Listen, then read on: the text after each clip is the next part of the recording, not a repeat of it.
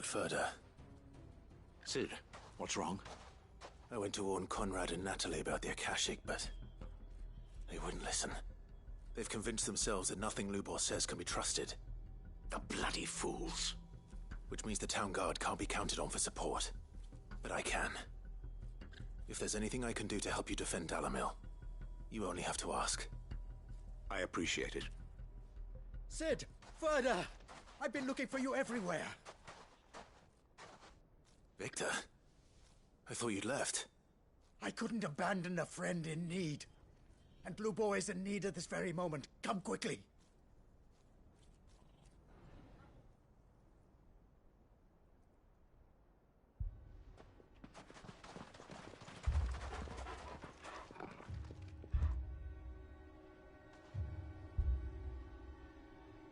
You have to believe me! The Akashic are coming! They don't eat, they don't sleep, they don't tire, and they don't care who they kill. They're unlike anything that's come before. There won't be no parley, no mercy granted! We may have saved the town once, but this is different. I do not ask that you forgive me, but please believe me. If you do not run, you will die. You will all fucking die!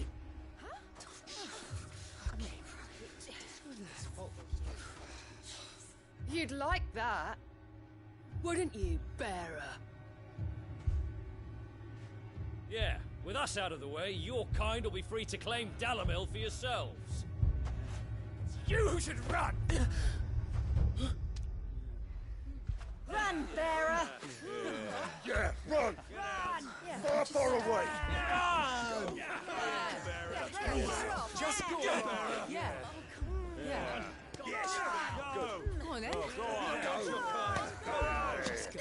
Just go. Lubor. Wait. Someone's coming. Come on! Stop! You're hurting him!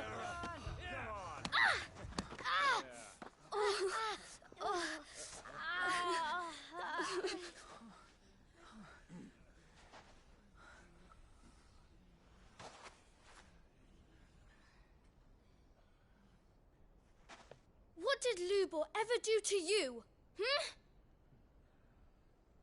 He solves all your stupid problems, and he keeps all of you safe. You know there's nothing he wouldn't do for this town. Who was it who made that cleaver you use every day, Conrad? And what about your counting table, Natalie? Who fixed that? Whose men make sure the streets are clean so all your boots don't get dirty? Who spends all day, every day making sure things run smoothly round here? And none of you ever say thank you. Ever. But did Lubor ever complain? Well, does he ever stop smiling? He keeps this whole place going. And you act like it doesn't even exist.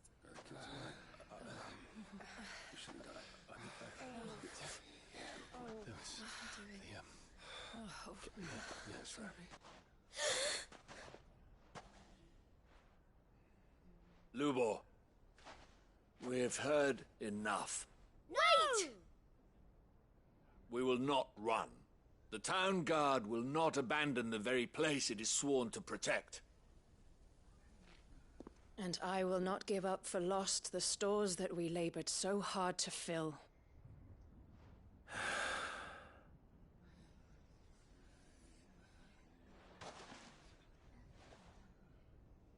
So tell us, how do you propose we deal with these Akashic of yours?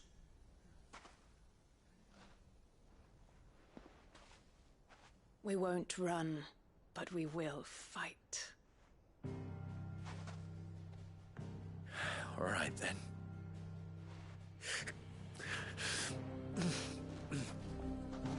Fine.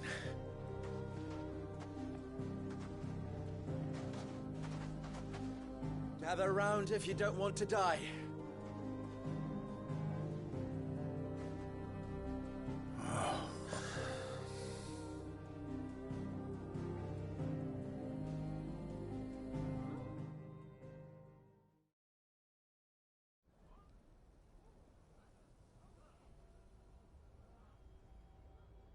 Allow me to explain the situation. The ether flood occurred near the village of Cheratina, deep in the Velcroy. The place had been abandoned for years, until the League of Outlaws decided to make it their base of operations. Now they're all turned, and if the scouts' reports are correct, heading in this direction. They are mindless monsters, driven only by hate and rage, and they are utterly unpredictable. With the bandits, we at least knew how and where they were likely to attack. When these creatures come, Dalamil will have the bitterest fight it has ever faced on its hands. The town guard will muster at the north gate. The rest of us will take the south. Both forces will provide men to serve as scouts and messengers, ready to spread word of the size and nature of the Akashic force as soon as it is spotted. And as soon as it has been, we will converge on its position and see that it is driven back from Dalamil at all costs. Conrad, can I count on the support of the town guard? Always. I leave the selection and coordination of the messengers in your hands, Victor. And the command of our men in yours, Ferda. If you would both be so kind. Consider it done. As you wish. Natalie, I would ask that you and your people have the townsfolk barricade themselves inside the bathhouse. And tell the merchant not to waste time securing anything beside the essentials. Preserving life is our one and only concern. As long as we survive, it doesn't matter what trinkets we might lose. Our riches can be regained. And if anyone doubts that, let it be known that the Briar's Kiss stands ready to cover any losses. Very well. I shall tell them. Where do I fit into this plan? Where else but the most perilous place of all? I would like you to travel to the home of our erstwhile League of Outlaws, Cheratina itself. The main host is most likely still there, and Dalamil will not be safe until it is eradicated, root and branch. A little gardening. How pleasant. I doubt it. I have a feeling these weeds will be particularly stubborn. Luckily, so am I. So you are. All right then, we all know what we have to do. Now it's simply a matter of doing it.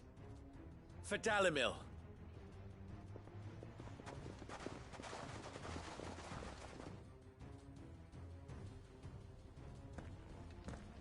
Looks like everyone's ready. I'd better not keep them waiting.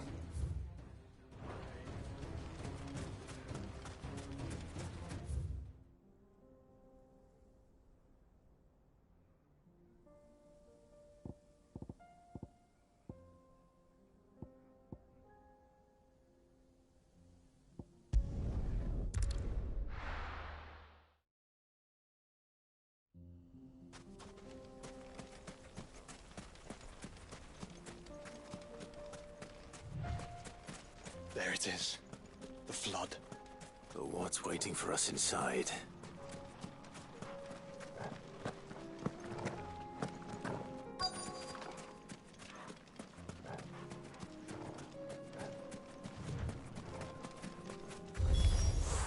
We can't leave a single one alive.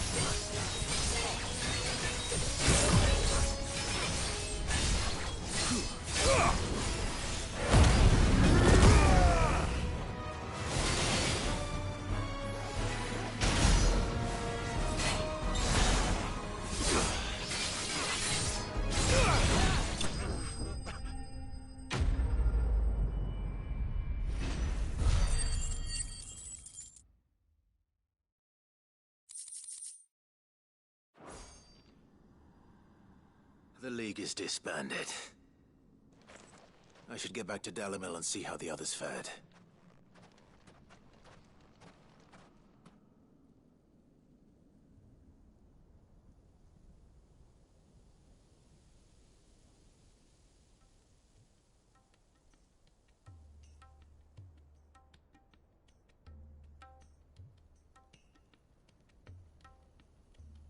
All the Akashic we were able to find have been dealt with.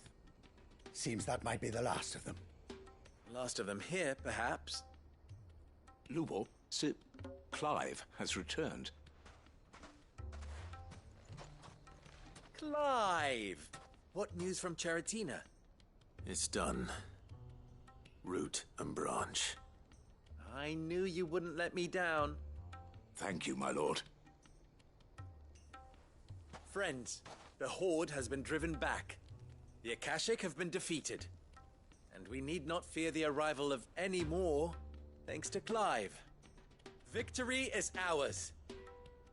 We bloody did it! We saved Dalimil. Lubor, allow me to apologize. After all you have done for this town, we should never have doubted you. But we did. And for that we are truly sorry. We only hope that you can forgive us. We need you, Lubor. Dalimil needs you. So, if you would still like to be considered for the position of mayor, you have our backing. You do remember that I'm a bearer, don't you? We do. But that is not a stain on your character. It is a stain on ours. We thought only of what we perceived bearers to be, not what you truly are. The man who saved Dalimil twice over. I see. But I will only accept your proposal on 2 conditions. Name them. Firstly, that you will both do everything in your power to rally your people to my cause. If the Town Guard and the Merchants League do not accept my leadership, it will be doomed from the start. Unity is the key to defending Dalimil, and I do not doubt that we shall need to call on our combined strength again. When that time comes, I will expect us all to pull together, just as we did today. Of course. You have our word. And secondly, you will accept that if I am to lead you, the mistreatment of bearers must end here in Dalimil. Any bearer within our walls shall be afforded the same rights as any other citizen. They will not be judged by what they are, but who they are. As we failed to do, and came so close to losing everything. We agree to your conditions. And we have only one in return. That you continue to work for the good of Dalimil, as you always have. Condition accepted. Well then, it seems my mayorship is all but confirmed. Do I get some sort of special hat?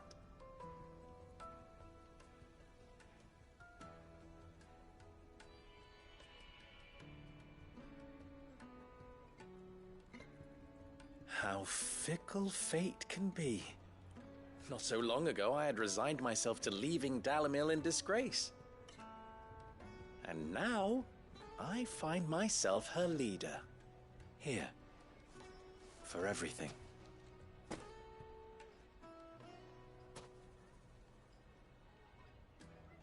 Lubo.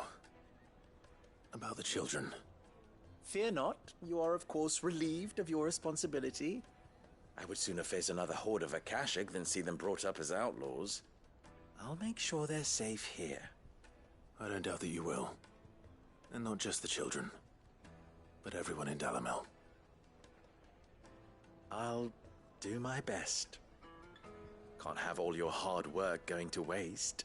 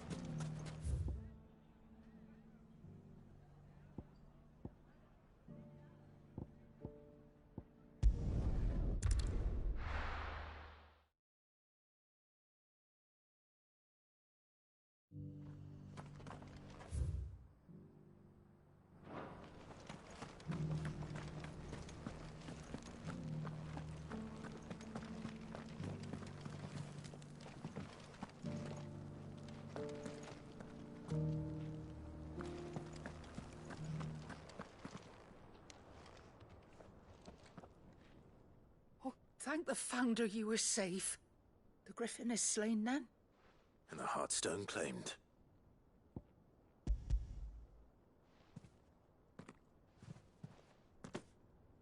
Yes. This radiant luster, like frozen flame, it is just as your father described it. Thank you, my lord. Your grace. Your father would be so proud. Lady Goditha, the lapidary is ready. Thank you, Cyril. I will be with him shortly. If you would excuse me, I shall have the stone cut and set forthwith.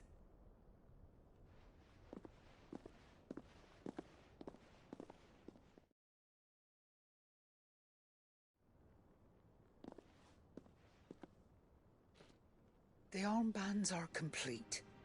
Pray, take them. They are yours, after all. Heartstone is harder and more enduring than garnet, or even ruby. It symbolizes unwavering will and devotion. And the graven vines encircling the stone represent the unbreakable bonds between you. It's a message. Father knew we had enemies both inside and outside the duchy. Enemies who would thwart his vision. Only with unwavering devotion would it ever be realized. And only if we stood together, as Phoenix and Shield, as brothers in arms. Only then might those enemies be overcome. Indeed. His Grace knew the enormity of the task he would entrust to you, his heirs. But this was more than just a message. It was a promise. That he would always be with you. Thank you, Lady Goditha, for remaining the steadfast custodian of our father's will. Forgive me, my lady, but there is something I don't quite understand. The Undying told me that after Father died, Mother claimed all of the ducal treasures for her own. Even if the armbands were incomplete, she would surely not have overlooked them. So, how were you able to keep them from her? Because I was the keeper of the vault. Though I was but a lowly servant, your father spoke to me of his intentions for the bands, of the deep love he had for both of you, and his hopes for your future. In the days before the disaster at Phoenix Gate, I discovered that the Duchess had ordered her jewelry be sent away from the castle. It was then that I knew she meant to betray us. I tried to warn your father, but it was too late. When word of the fire reached Rosalith, I knew my time was short. So I took up the armbands and I fled into the night. And thank the Founder you did. Yet my duty to your father was incomplete. Not knowing what else to do, I followed the Griffin, thinking I might claim the Heartstone on its passing. And so my pursuit continued, until Lord Cyril appeared before me. He informed me that His Grace's will had been recovered, and that his sons were alive and well. Lady Goditha, on behalf of my father and all the people of Rosaria, I thank you for your loyal service. As do I. Thank you, my lord. Your your grace, for coming back to us, for giving my service meaning.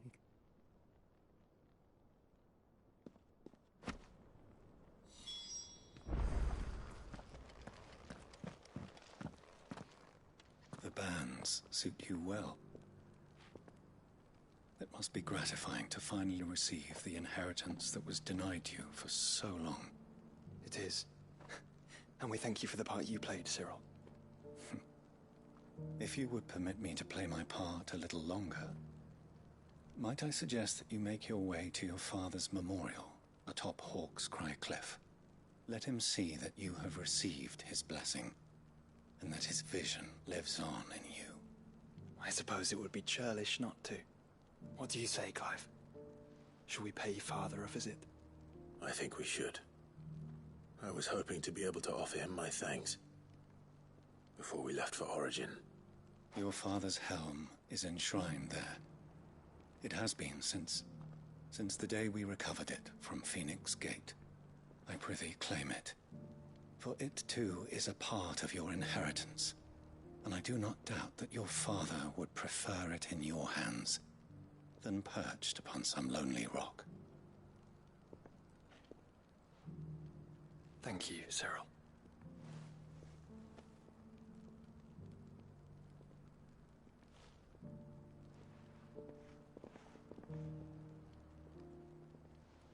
Come on, Clive. He's waiting.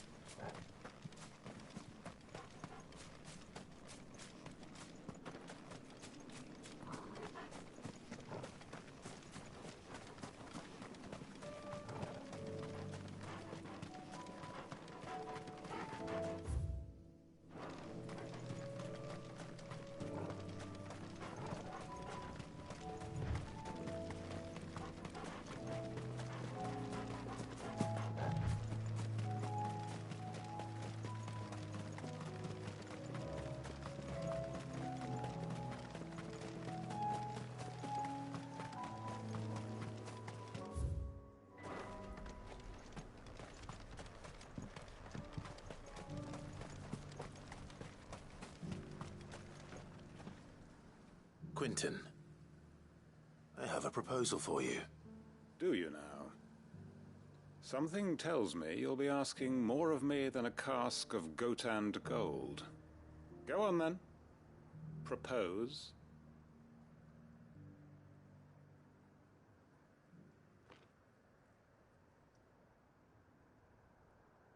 You'd have me convince the chiefs and chamberlains of the realm that they should simply swallow their pride and do the one thing that has proved impossible for thousands of years. Was there anything else? Perhaps I can fetch you a meat pie as well. I know it's a lot to ask, but I can think of none better suited to the role. And you'd have me give up what little I have left to do it. I told you, Clive. The people of Lostwing are my family, and I cannot abandon them. You'll have to find someone else. I'm sorry to hear that. So am I. And why might that be? What he's asking. How's it any different to what you've done so far? They want you to speak for those who can't speak for themselves. That's what you do best. If it's the vineyard you're worried about, we'll see that the grapes are picked and the tons filled. You know we will. It's not that. Then what is it? You said yourself we're family. Don't you trust us? You know that's not what I'm... Then what are you saying? That only we are worth saving? Why turn your back on everyone else? You convinced us we could build new lives for ourselves, and if you can do that, who's to say you couldn't convince the entire realm? A stirring argument. I fear that any rejoinder I make might fall somewhat flat by comparison. So you'll join us? Where do you need me? Field Marshal Havel will want to speak with you in person. He's currently in Port Isolde. I can arrange for a party of Cursebreakers to accompany you there. That would be very much appreciated. I hear the roads are far from safe these days. Hopefully not for long. My uncle will want to know that his plan is taking shape.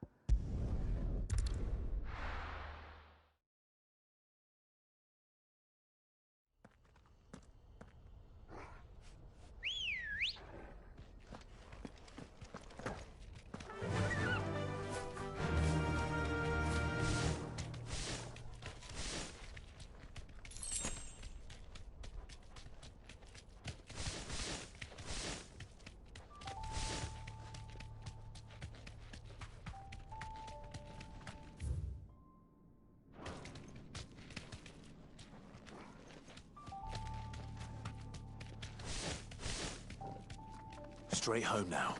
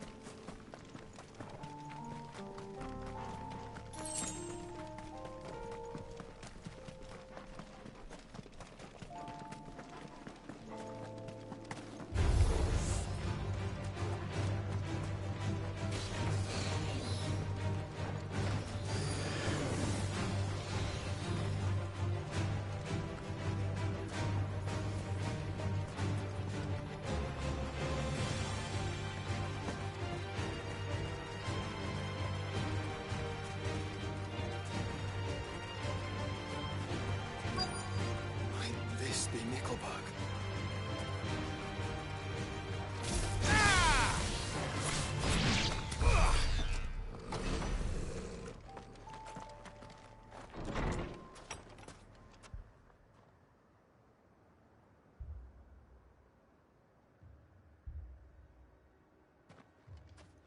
These people aren't turned.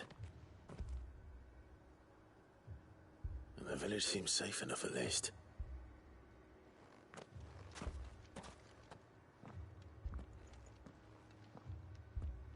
What is going on here? Ah. Did you, too, heed the call? Heed the call? No, I came here looking for someone. To be honest, I wasn't sure I'd find him here. Let alone all of you. Is that so? What are you doing here? Is this where you live? It is my home. The others, they heeded the call. You keep saying that. What do you mean?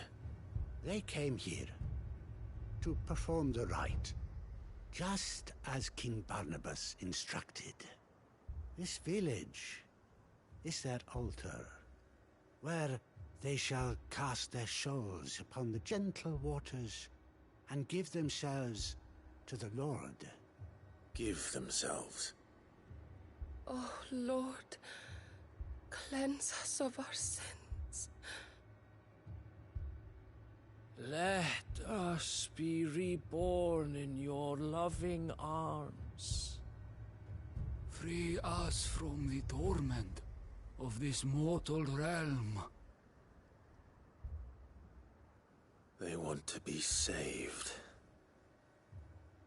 Forgive me, but did another foreigner like me come here? He was probably wearing a cowl. You mean the traveler from Stone?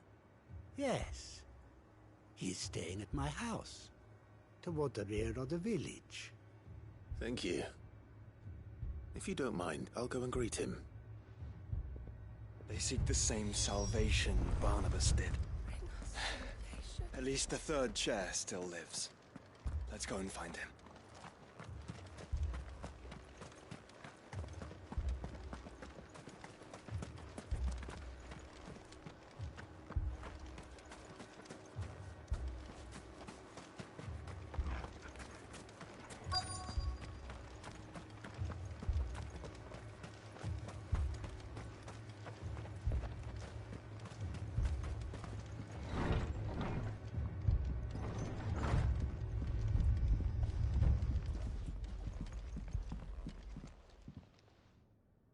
Excuse me. Are you with the Undying? I am. And so it would appear, are you? Lord Rosfield, if I am not mistaken. That's right. And you must be the third chair. I am. Cyril was worried for your safety. He sent me to find you. Then I must apologize. I did not mean to trouble the bearer of the burning quill. Much less you, my Lord Marquis. He said that you had failed to report. Is there a reason for that? I came here to study the followers of this new faith. But the more I learned of them, the more my own faith began to falter. You have seen them at their prayers, have you not? They devote themselves to the veneration of their Lord with a fervor I have never seen before. Praying night and day that they might be rid of their wicked wills and reborn in their Saviour's light. Not that they might be granted respite from their worldly woes, but so that they might continue to serve him. Serve him with all of their beings. I, too, swore to devote my life to the service of my Lord and Master, but this... 'tis different. It is more. And so I would see it through to the end. See these people safe, that they might achieve their dream. That they might do their duty to their Lord. Even if it should keep me from doing my duty to mine. You do understand what their dream is, don't you? I do, my lord. They would cast aside their wills and become Akashic. I know that it may be hard to believe, but to these people, that is the very essence of salvation. Forgive me, my lord, but I must remain here. If you are to return to Master Cyril, I would consider it a great... Did you hear that, my lord? Something is happening. I'll go and find out what. Stay here.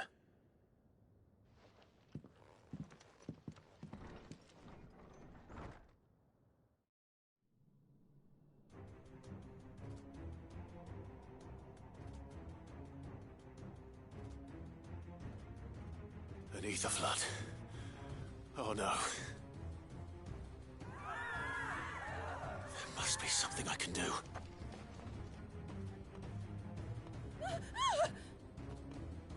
Echoes as well.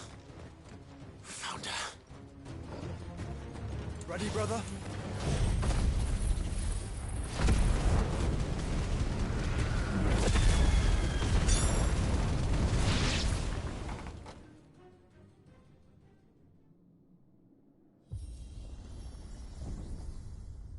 now.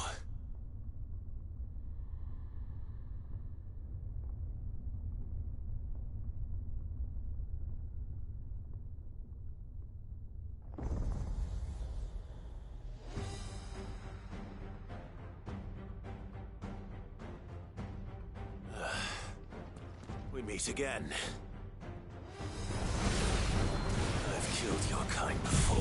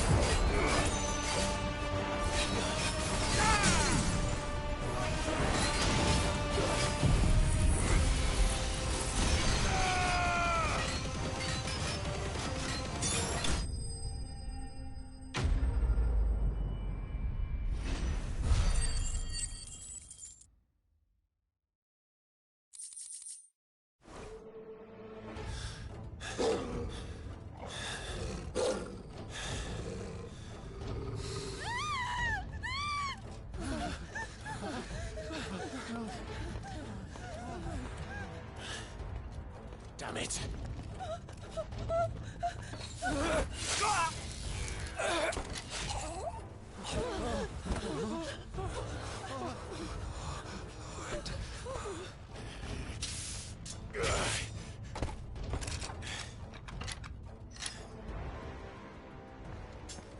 Don't you die. Come on, speak to me.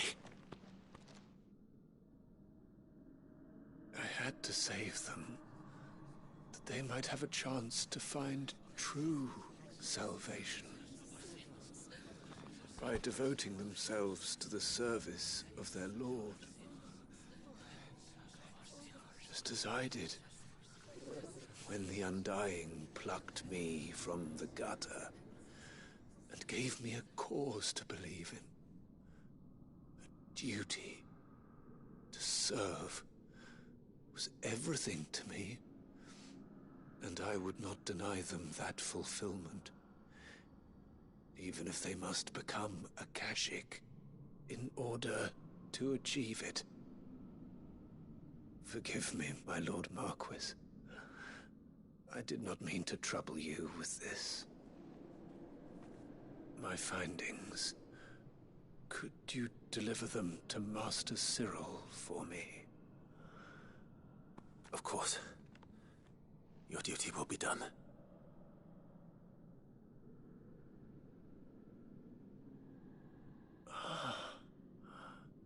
Look, my lord. They are saved.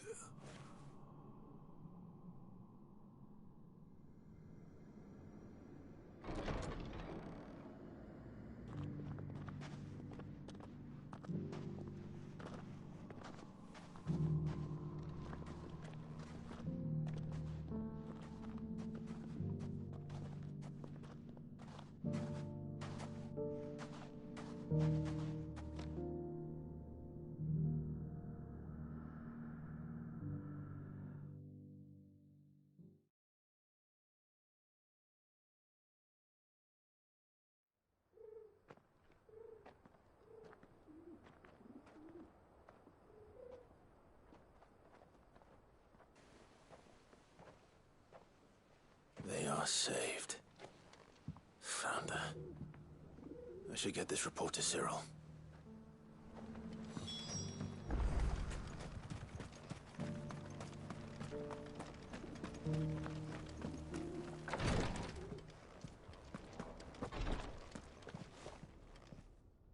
My Lord Marquis, welcome back. I am glad to see you hale and whole. I met with your third chair, Cyril. He bade me deliver his findings to you.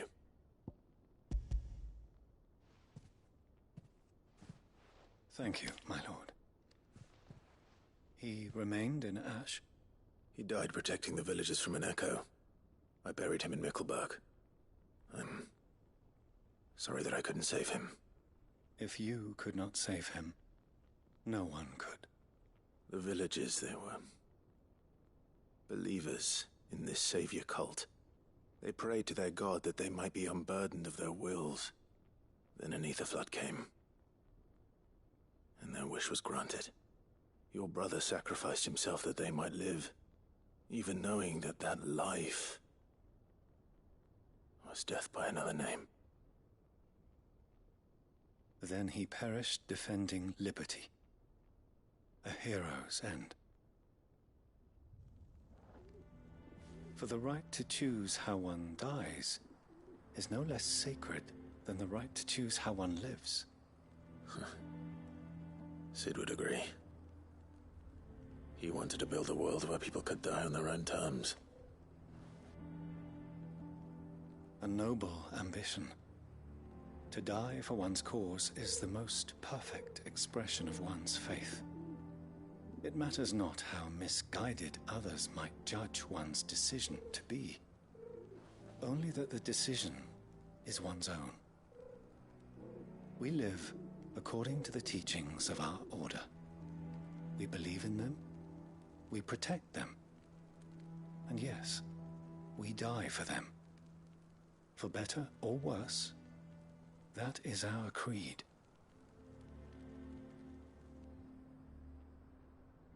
But he didn't die for your creed. He died to save them, and you still believe that what he did was right. I believe that he believed it was. We of the Undying are not slaves, but willing servants. And this was his will, the ultimate expression of it. All right. I'd like to know this man's name, Cyril. To know the names of all the Undying who've fallen in the line of duty. They died serving my house. It's only right that I remember them. That is my duty. Of course. I shall fetch the Book of Martyrs at once. My lord, it has been, and shall ever be, the greatest honor of my life to serve House Rosfield. Though our duties may differ, yours is no less important. I pray with all my heart for your success. And were they here, I have no doubt but that every one of my fallen brothers and sisters would feel the same.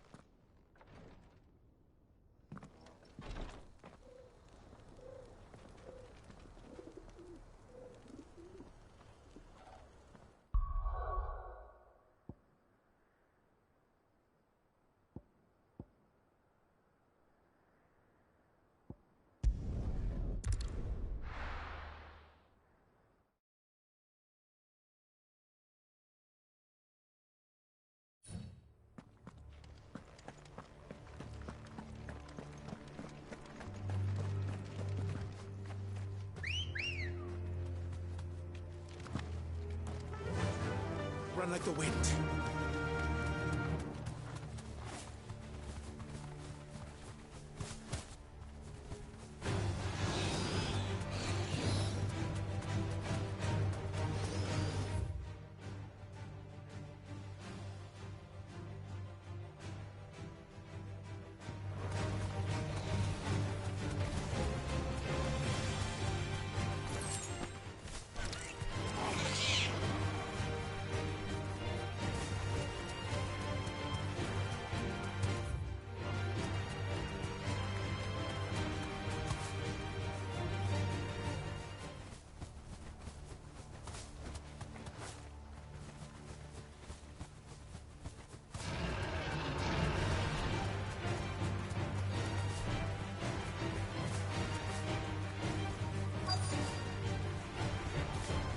village looks abandoned.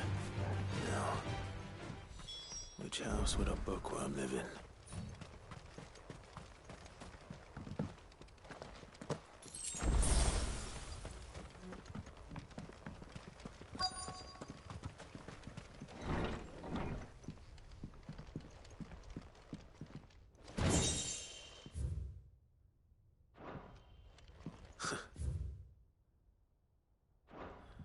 His interests were certainly varied.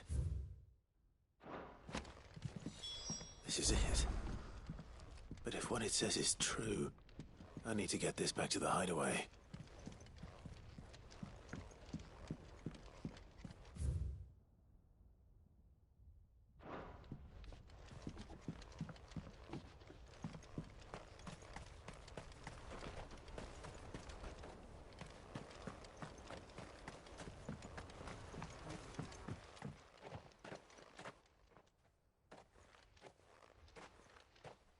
Leaving so soon, stranger?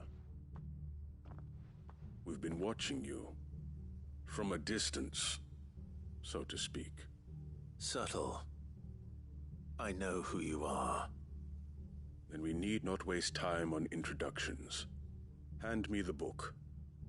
Leave it in our care and return to your life. Your care? Do you mean to burn it, or bury it? That is not my decision to make. But by one means or another, its contents shall be removed from the common record. Then I'll have to politely refuse. I won't let you erase our history. Then we find ourselves at an impasse. Very well. The book can just as easily be pried from your dead hand.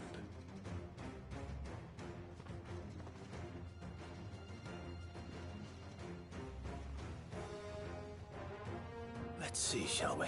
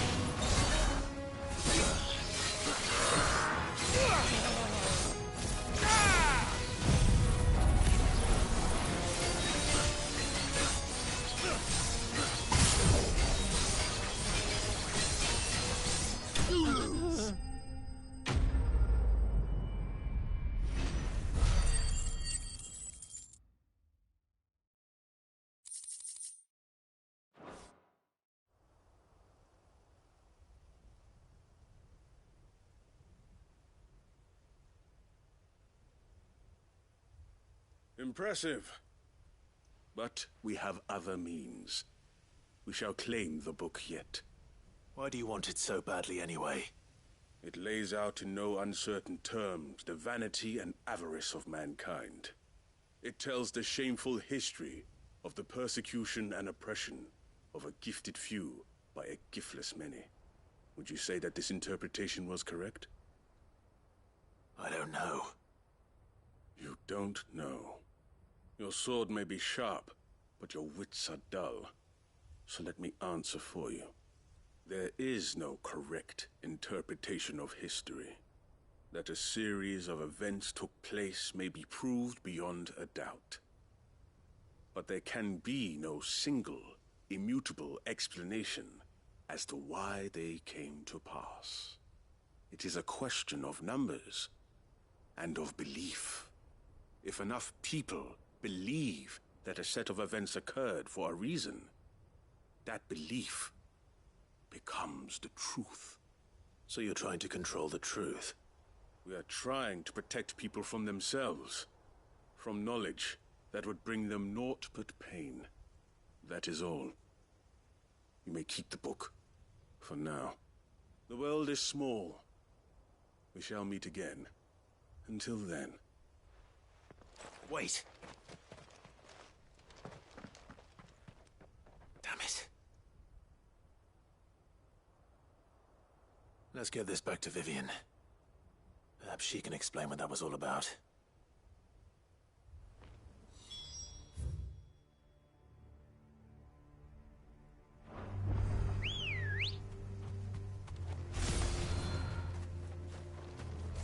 Let's go.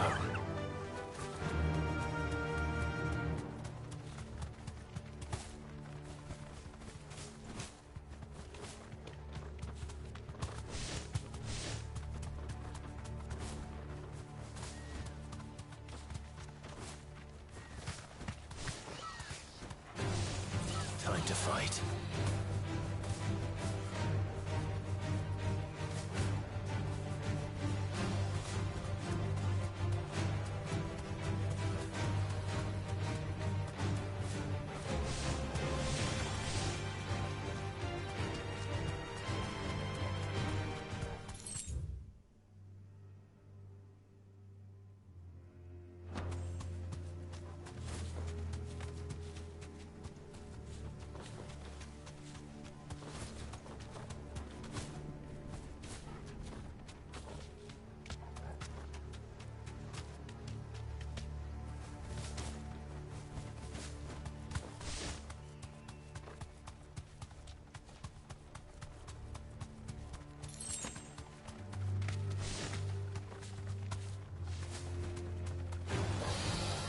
Back.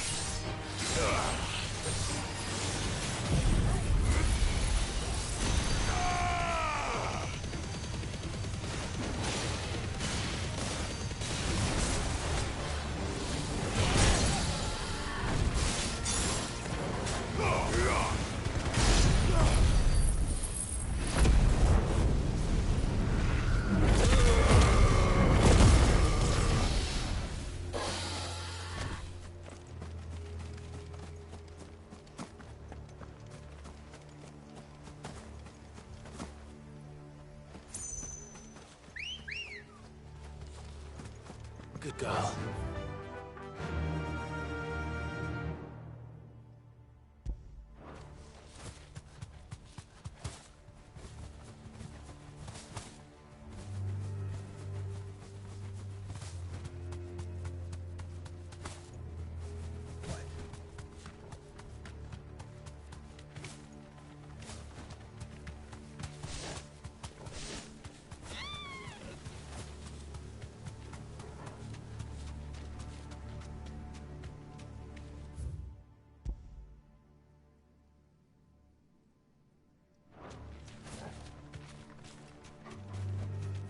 That'll do, girl.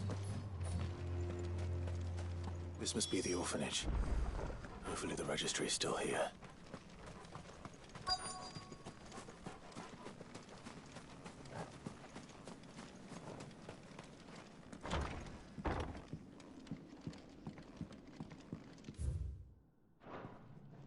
Conditioning.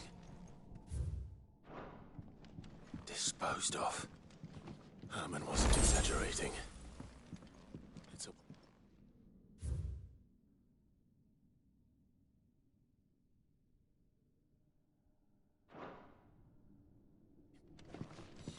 This reads like a suicide note. Did the director go through with his plan? There's only one way to find out.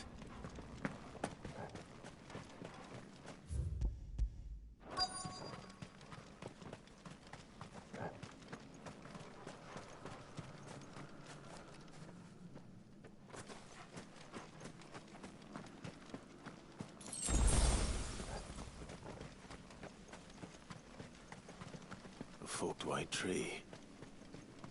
This must be the place.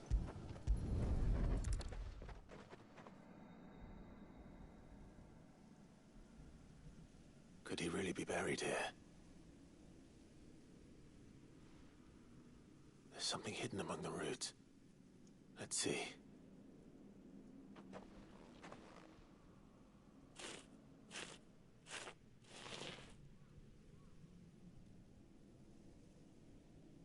This must be the registry.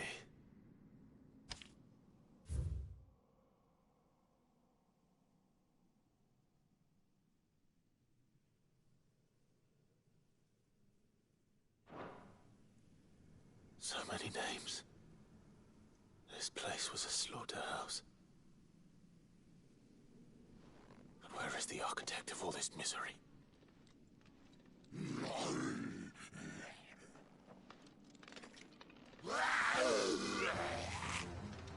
It was only a matter of time, I suppose. This place is cursed.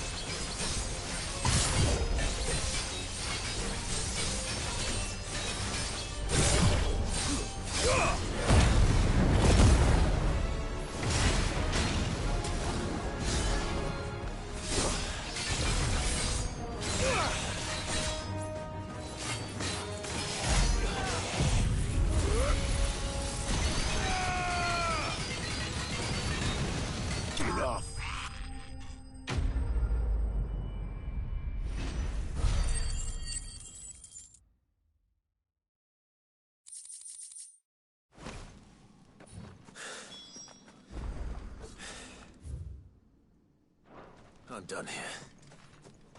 Let's get the registry back to Herman.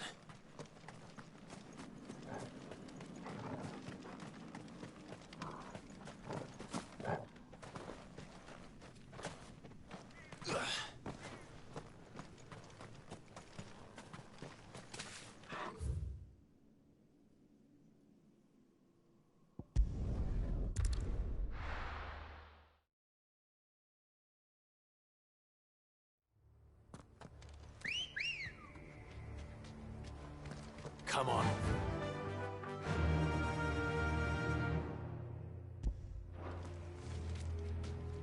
Fly, Ambrosia. Doris is waiting for me near Balmung Dark. The longer she's out in the open, the more likely she is to be found by Akashic. I need to hurry.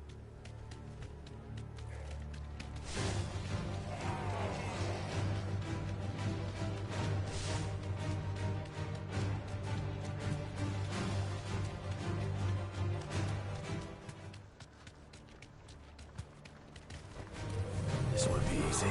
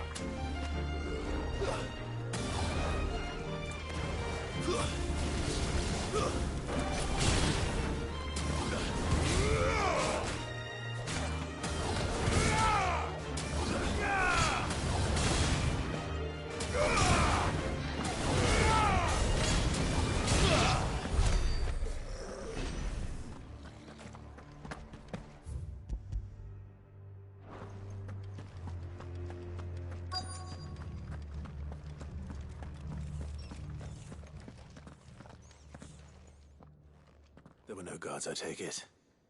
None manning the gates, no. It's a different story inside, though. The corridors are crawling with Akashic.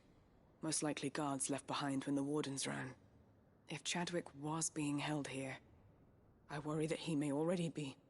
Don't give up hope just yet, but let's move quickly. Let me check the ground floor. The ether's thickest there. Then I'll search the upper level. Good luck, Sid. Stay safe.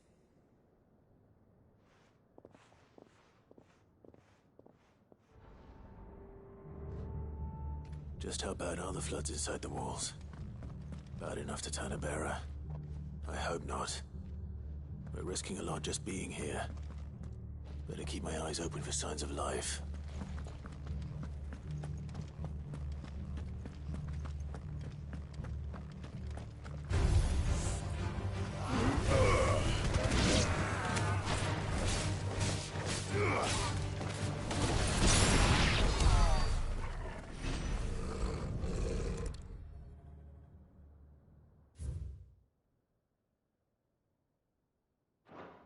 So this place was no ordinary prison. And I doubt they'll have taken the creature with them when they fled.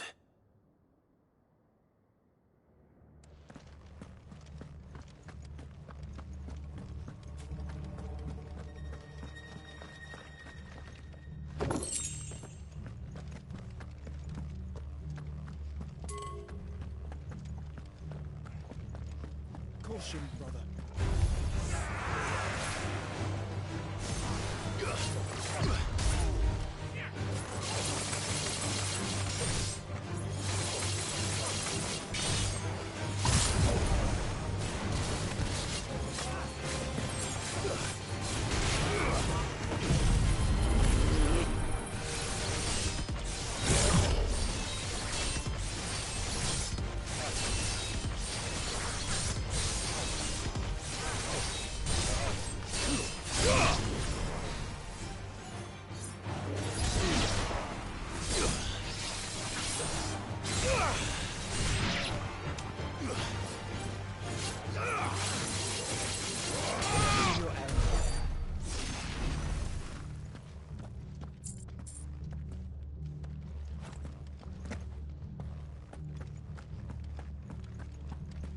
Caution, brother. No sign of any bearers yet. I hope you have better luck downstairs.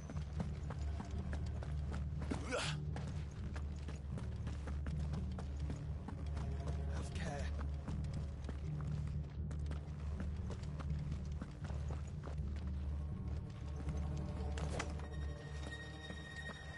Have care.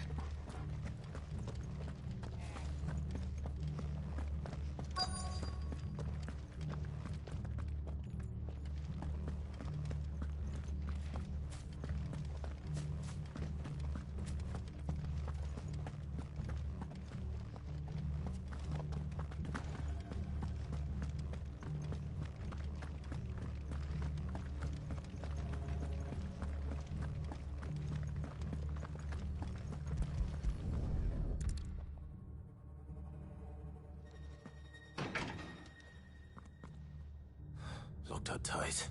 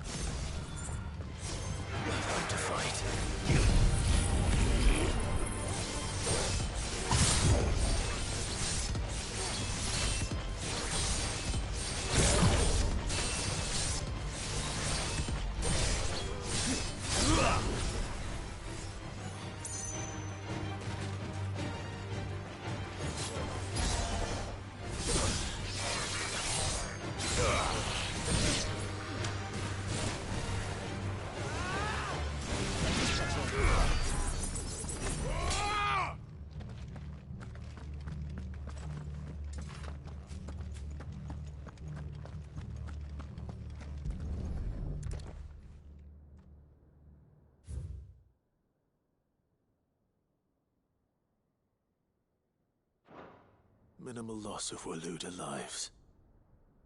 And what happens when they run out of bearers? Even the Imperials take better care of their branded than that.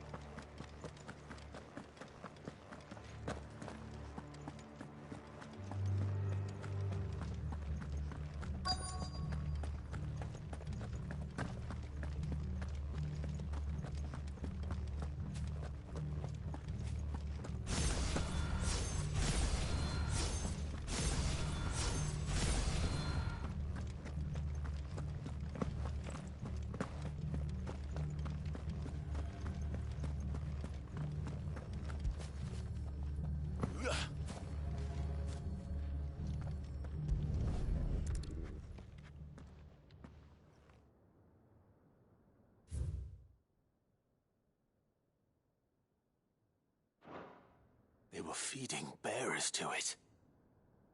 This is even worse than I'd feared. Nothing but a Kashyyyk down here. Hopefully things are looking better upstairs. I should go and see how Doris is getting on.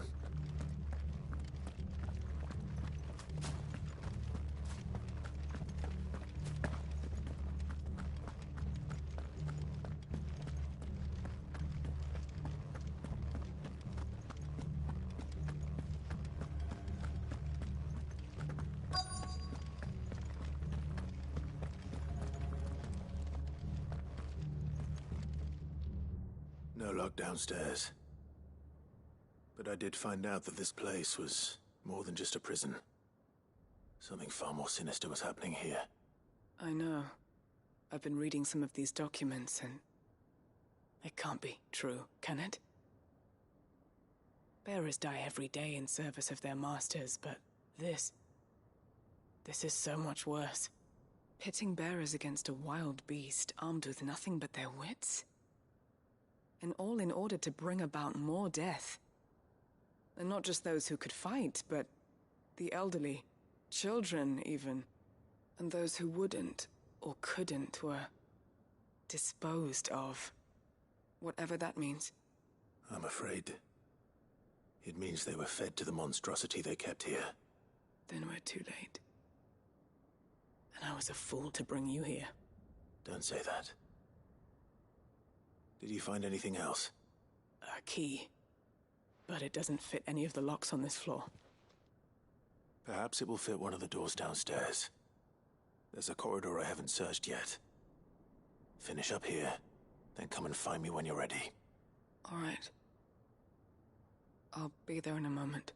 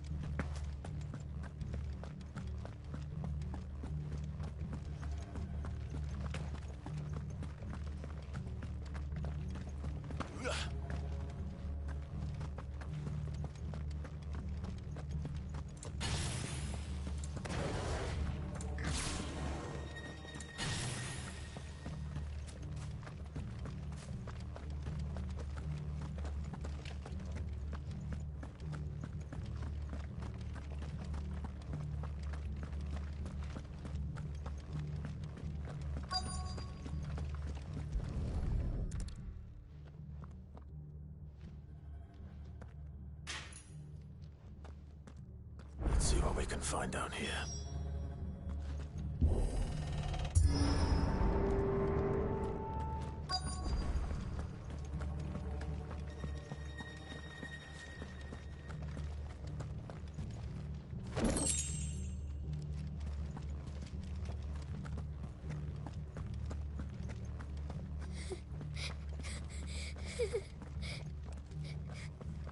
A survivor. And she sounds close.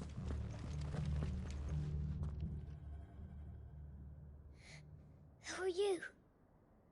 There's no need to be afraid. Are you alone? Are there any other survivors? Some of the guards. They're still here. But something's wrong with them. Everyone else was eaten by the monster. Of course there were. Thank the Founder. It was worth our coming. But I'd rather we didn't linger. Are you ready? Ready when you are. You poor thing. He must have been terrified. Did Chadwick send you? What? He fought the monster. Distracted it so I could run away. He must have sent you. He promised to free the others too. Where is he? He opened your cell, didn't he? He wouldn't be here otherwise. Chadwick.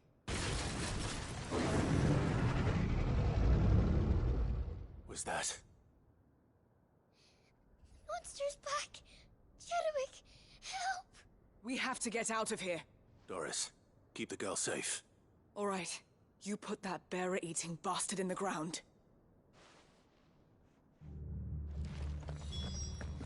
It's out there waiting for me. I can't let it live. Not if it's got a taste for bearers.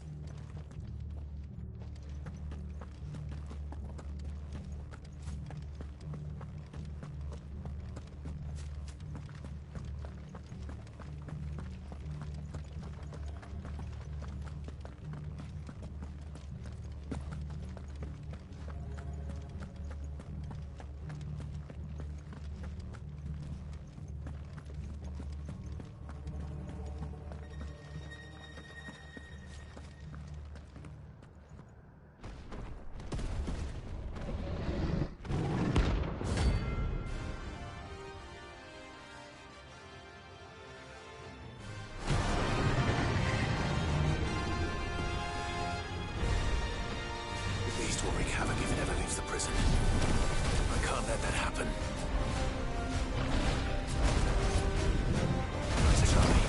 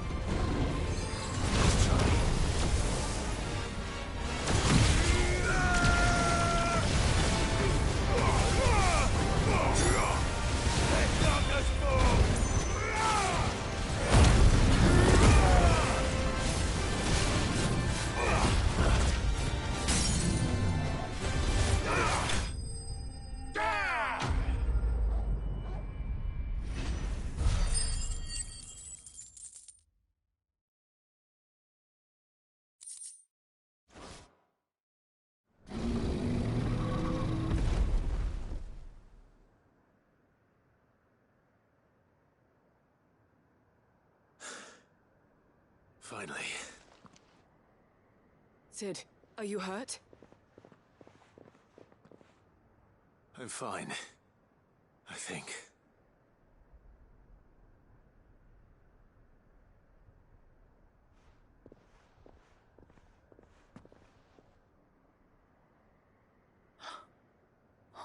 No. What is it? A diary. I gave it to Chadwick before we went our separate ways. He was here. Do you think that creature? I'm sure he fought bravely to the last. The girl is safe thanks to him. Chadwick. You fool. Come on. We have to get her back to the hideaway. We don't want his sacrifice to have been in vain. No. Of course not. I'll see that she's looked after from now on. It's the least I can do.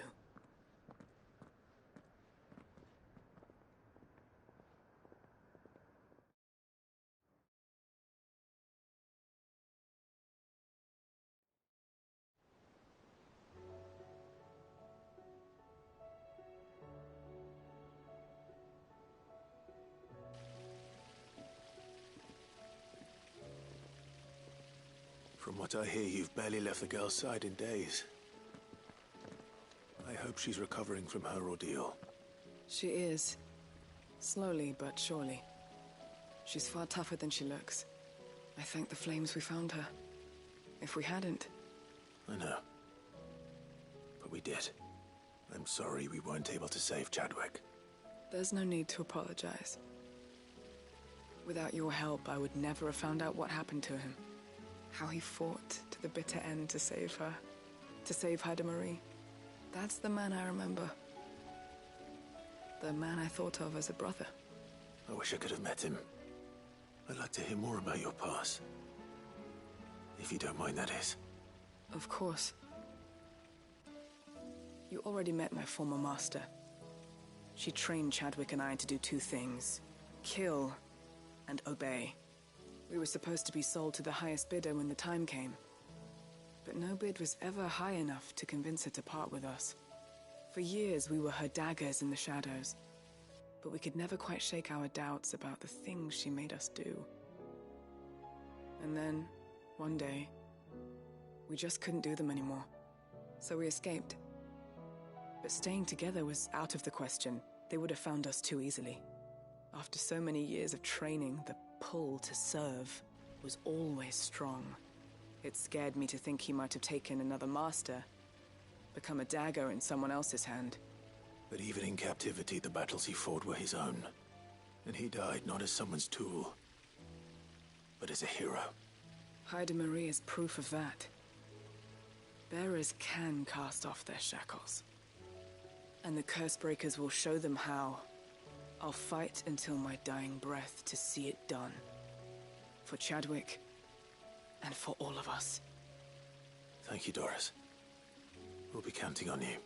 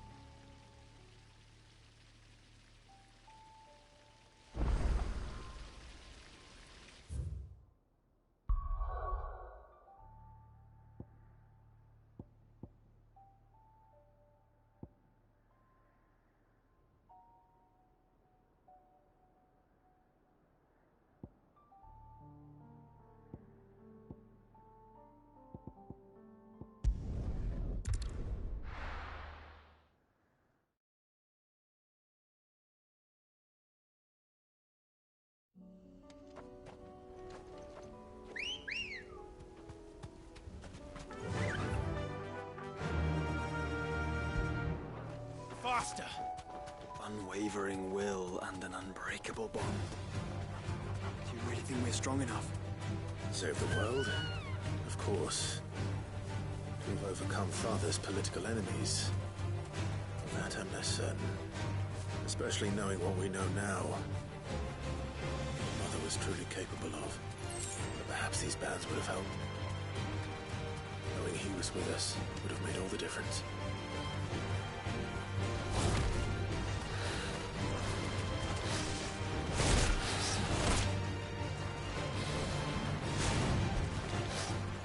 Slow.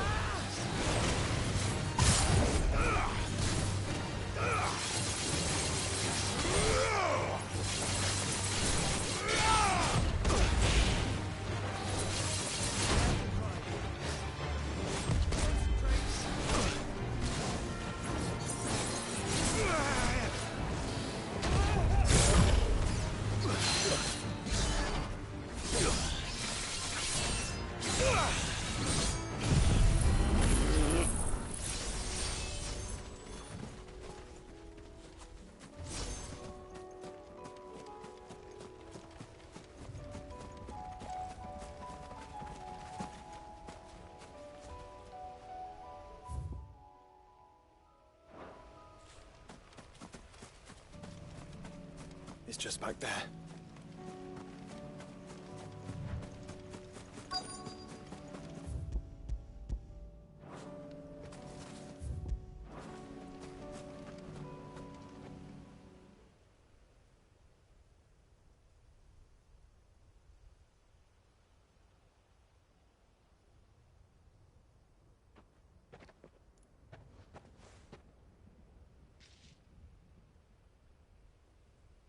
Father always fought for what he believed was right.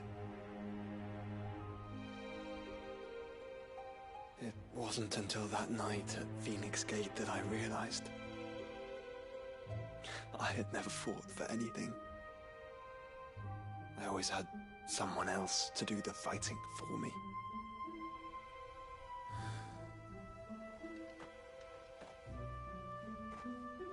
No matter how fate conspired against him, he never lost heart, never looked back, never stopped fighting. To me, he was the greatest of men. And I've been trying to live up to his ideals ever since.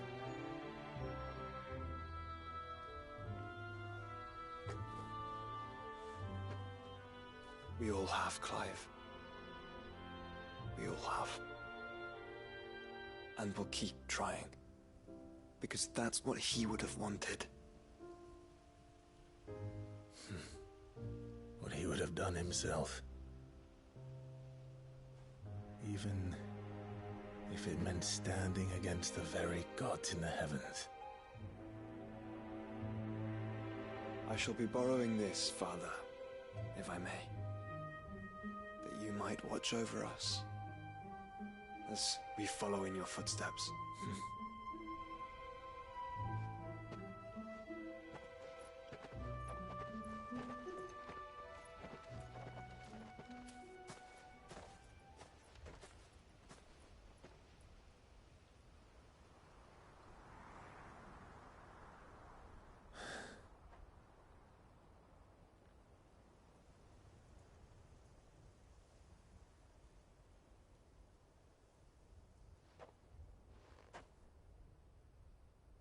We won't lay you down.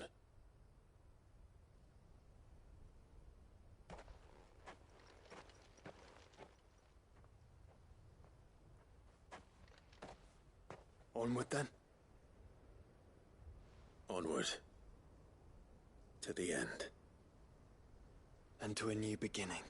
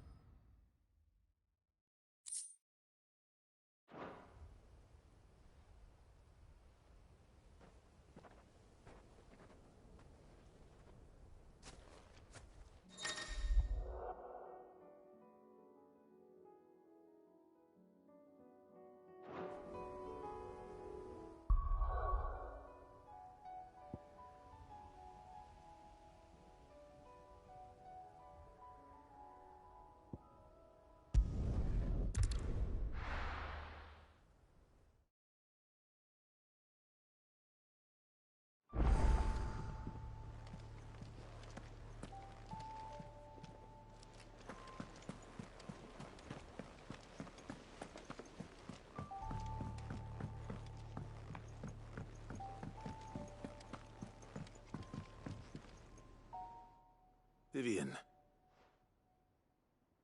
I found it. The book you lost.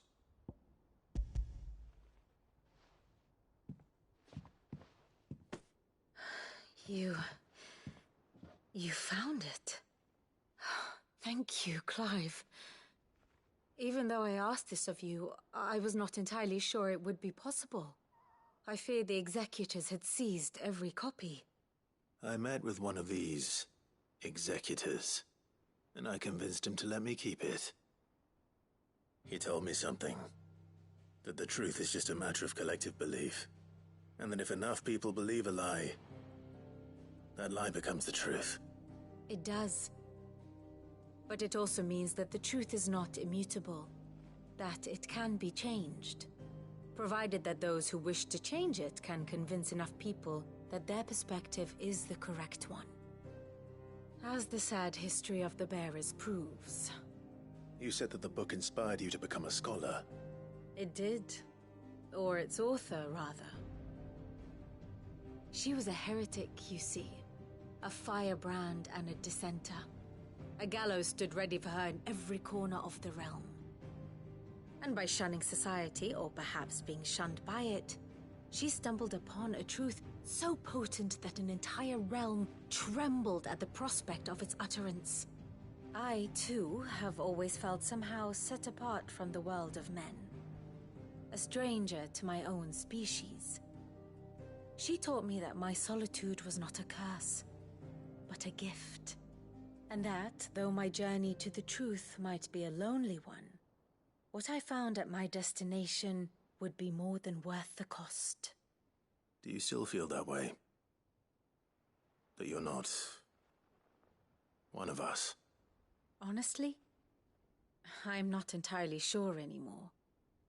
Since coming to the hideaway, I find my thinking somewhat clouded. Perhaps the result of studying mankind from a rather closer perspective than I had intended. But the more I study, the more I find value in this perspective. In looking not from the outside, but from within. So if you'll permit me, I'd like to continue my work here. Remember, Clive, when enough people believe, belief begets truth. Give the men and women of this benighted world the gift of truth. Make them believe in you, as I do. I'll try, Vivian. I'll try.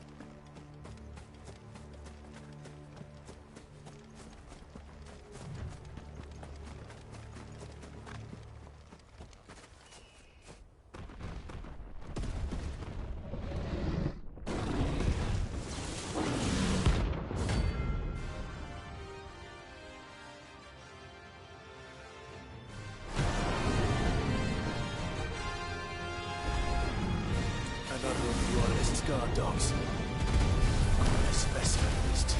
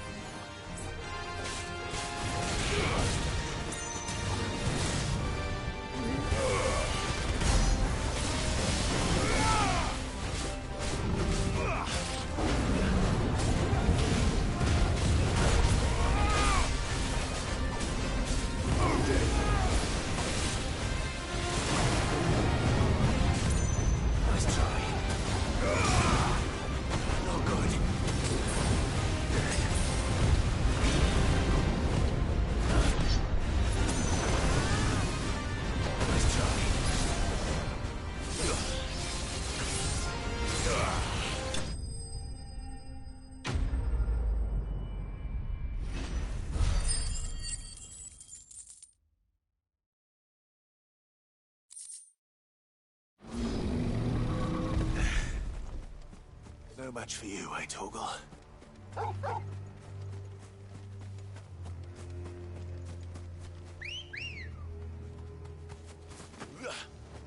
Let's go.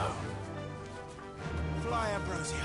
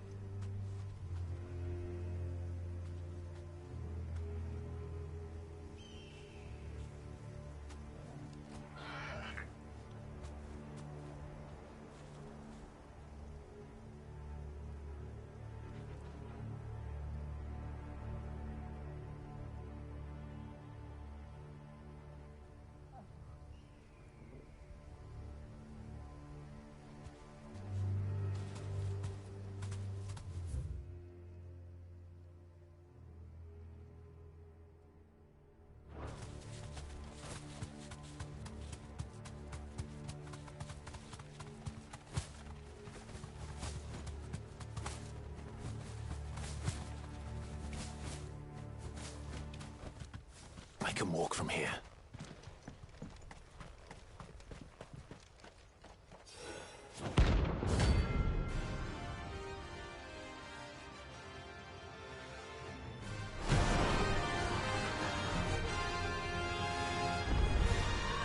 Harmon's madness lives on.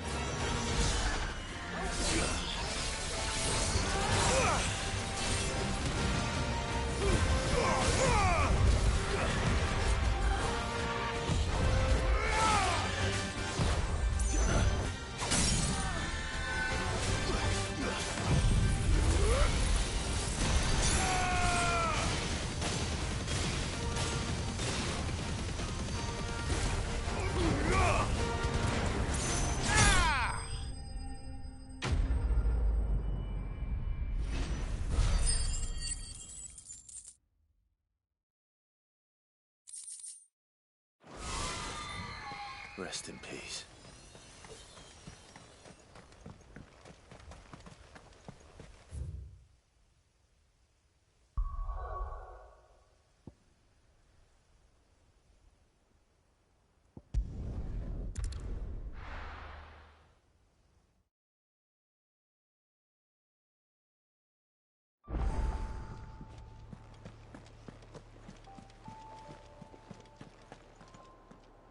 Uncle, I bring good news. The Field Marshal has agreed to your plan. Ha! Of course he has. I didn't doubt you for a moment, dear boy. Rutherford is accompanying him back to your manor in Port Isolde as we speak. They will await your return there. As will one other. One other? Who, exactly? Lord Havel was concerned that even if he could get the realm's armies to agree to an accord, he might not be as successful in convincing those with political power. He asked if I might have a solution, and I suggested a certain Imperial Lord Magistrate turned Liberator. One of your co-conspirators? Master Quinton would probably call me one of his, but yes. Another outlaw, then. Just the thing we need to put these rotten politicos in their places. Good thinking, Clive. I'm glad you approve. The more the merrier, eh? Uncle, assuming Havel and Quinton can solve our problem with the armies, you still haven't mentioned how we might manage the grain shortages. Oh, don't you worry, my boy. The 7 high houses will be seeing to that. They have all agreed to make the most generous of donations. Oh, of course, it did take a little persuasion. But luckily I had some unexpected help. From who? Why, you, my boy. Rumor has it that you rescued the Lady Ariane's head steward Rockford from a horde of bloodthirsty bandits. It was more of a handful. Well, the old battle-axe was so pleased. She had a shipload of talents delivered to my private docks by the next new moon. And when the other houses saw the parsimonious old crone's purse strings finally loosen, they as good as tripped over themselves in the rush to follow suit. I'm happy to hear it. Now, I must be getting back to the manor. Join us there at your earliest convenience, would you? Of course, Uncle.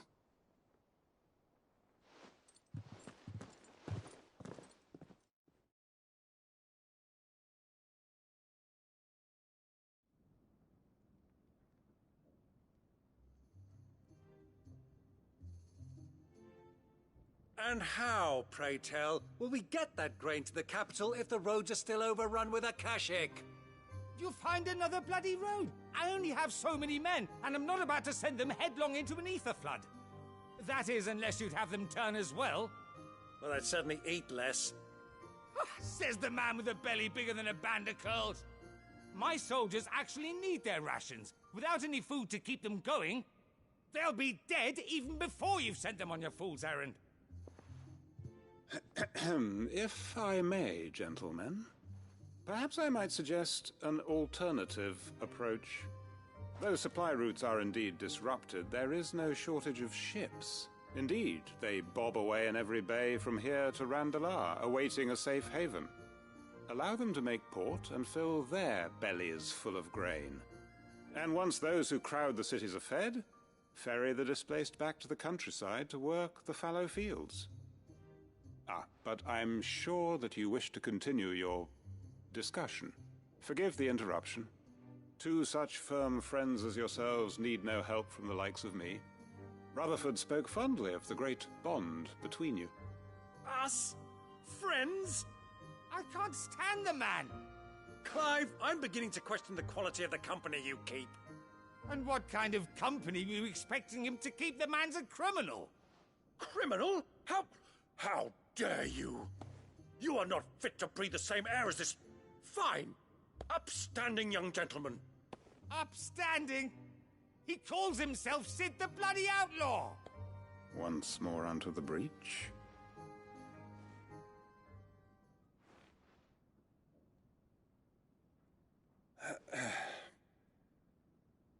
Shall we begin again?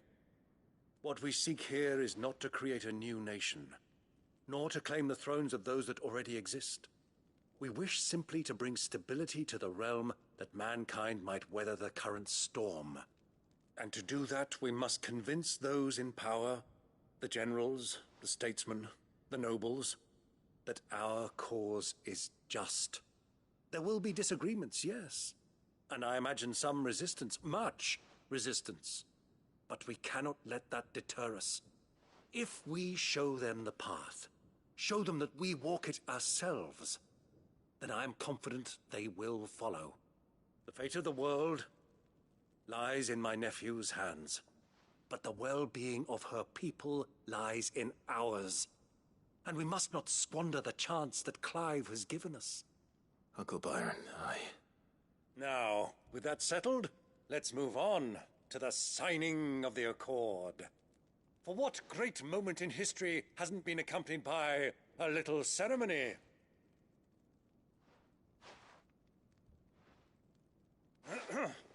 Citizens of Valisthea, I present to you the Triunity. Rutherford, Mike Will.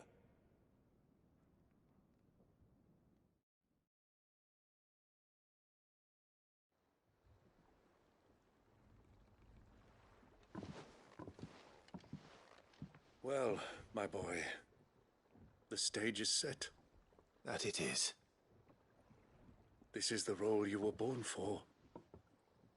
Now I ask only that you trust in the talents of your supporting cast. We shall play our parts to the best of our abilities, that you might have the opportunity to shine. The realm needs its Sir Crandall, and there is no better Crandall than you, Clive. I want you to keep this signed accord as proof of our faith in you. I will. Thank you, Uncle.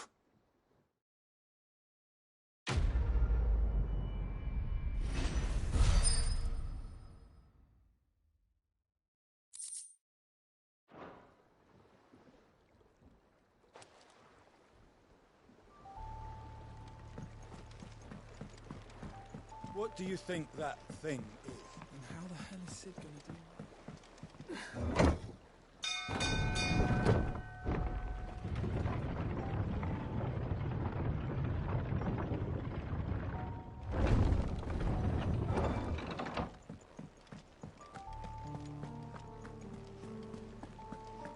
There's something about...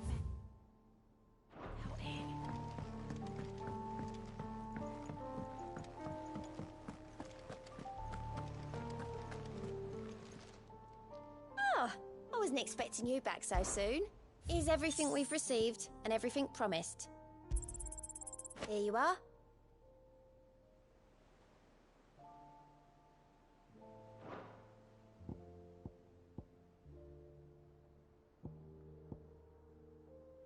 Best of luck out there, Sid.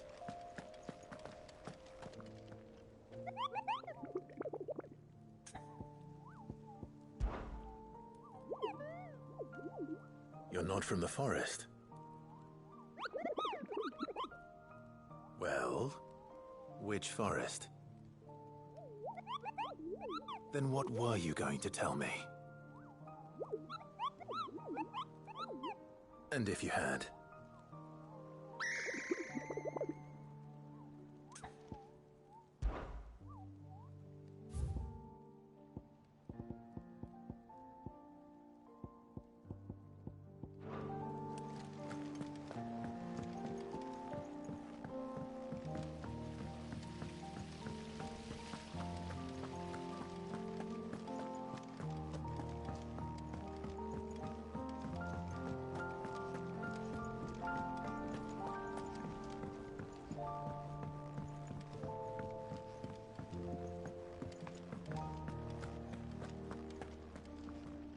I hear that you traveled to Ash, Sid.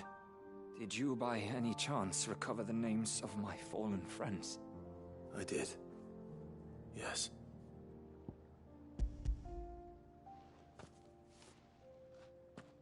If I may?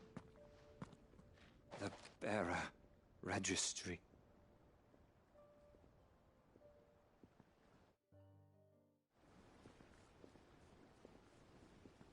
The director was a brutal man. He got no worse than he deserved. The registry was all I found beneath the tree. There was no sign of a body, nor any record of what happened to the children after the orphanage closed. I pray that at least some of them survived. All their names are here. The ones we lost. My friends. My light in those dark times. I can still remember their faces, like it was yesterday. Children who were taken from their bunks in the morning, never to return. No explanation ever offered. They'd be happy to know that you survived, Herman. But why did I make it out alive, when so many others died in that awful place? It's not your fault. And blaming yourself won't bring them back. Honor their memory. See that their names live on. That way, at least. They're never truly gone. Thank you, Sid. I'm going to write a book. An account of the horrors of Badbach, and the spirit of those its custodians sought to crush. All of Valisthea will know of our suffering. And in the name of those I lost, I will not let it happen again. Neither will I. These records would have been buried for all eternity, were it not for you. Thank you.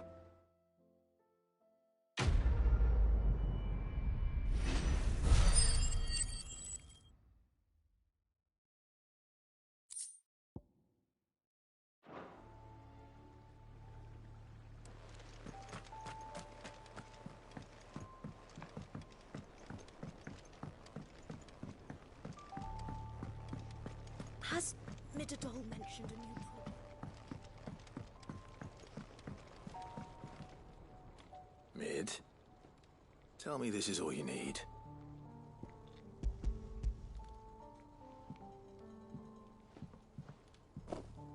Aw, you make it sound like I asked you to save the world or something. Tell me this is all you need. It's most of what I need. After you left, I went over the figures again, and I realised I'd forgotten a 1 and a 0. And a cogwheel. Just a tiny one. Though, that's the problem. Gears that small are a bastard to make, and I may have lost the one Blackthorn spent a fortnight toiling over. Wait. The children. When they took apart your scales, there was a tiny brass gear. Now that I think about it, they didn't use it when we put the scales back together. The young'uns? But why would the... You know what? I don't want to know. I'll keep working on the model. You go and find that cog.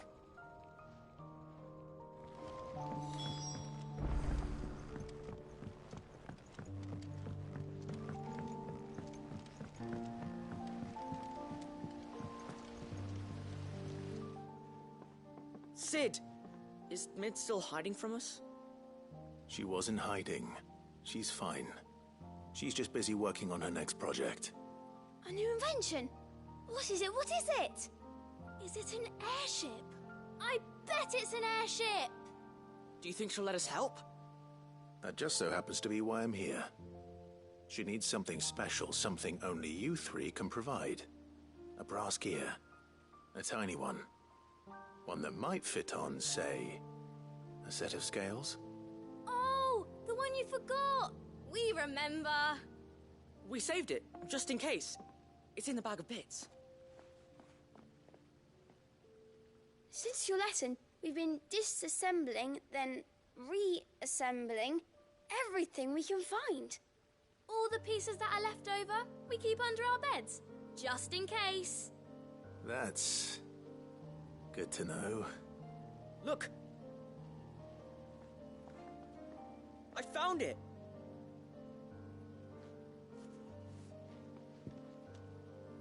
Is that all? Just the gear? We have more parts if Mid needs them. That's all for now. But I'll let Mid know about your hoard. Just in case. Thanks, Sid.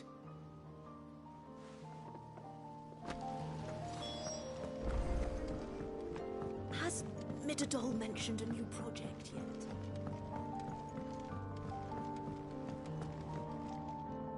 Well, did they have it?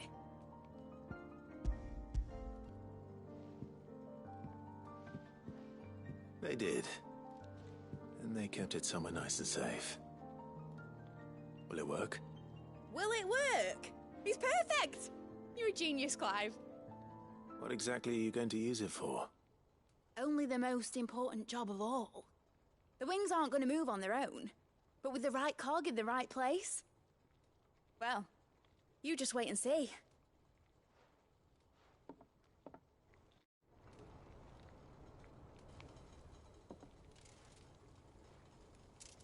That should do it.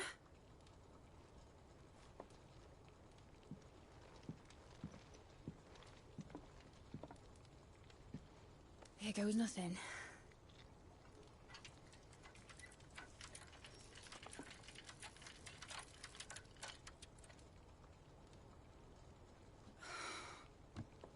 Titan's tits. It wasn't supposed to fly, was it? Of course it was supposed to fly. Wouldn't be much of an airship if it didn't. Honestly, these bloody engines are driving me mad. I was so sure this would be the day she soared. The Mithril engine was made to make dreams come true. But maybe this is one dream the world's better off without. Show folk how to take flying. It won't be long till they're raining death down on each other. People will lose their homes. Children, their mums and their dads. Like I lost mine. I'm sorry. So am I, Clive. So am I. Sorry that I have to choose. Do I follow my head? Or do I follow my heart?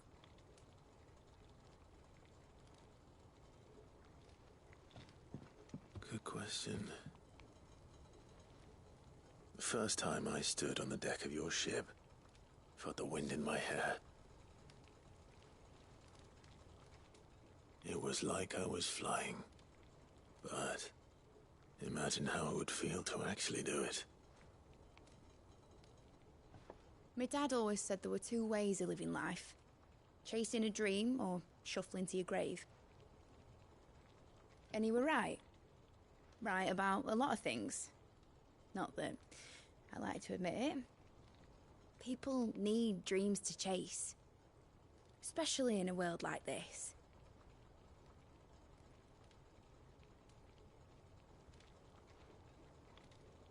Right. When this is over, I'm gonna take all my mithril engines to Zemeckis and sling them over the edge. I won't have my dream end up turning into someone else's nightmare. But all that hard work... All that hard work will not be used for war, Jamie. But it ain't like it'll be gone. Tell me, Clive, have you ever been on a treasure hunt? Not since Joshua and I were boys. Why do you ask? Because I'm gonna bury the engine schematics and leave behind a little riddle telling people where to find them. A really hard one, so that only the most dedicated dreamers will ever be able to work it out.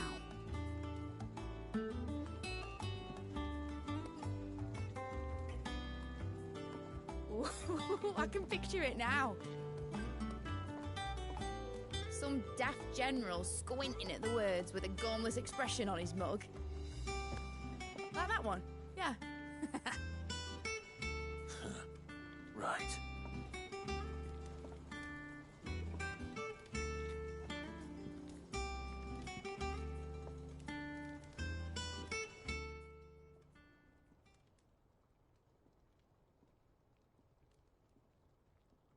Of course, if I'm putting this engine at the end of a treasure hunt, I'll still need to make it a treasure worth hunting for.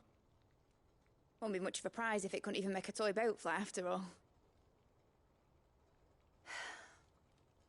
My dad always said, dream big. But it ain't the size of a dream that's important, is it, Clive? Only that it's a good one. And I reckon I've got a fair few good uns left in me. I'm sure you do.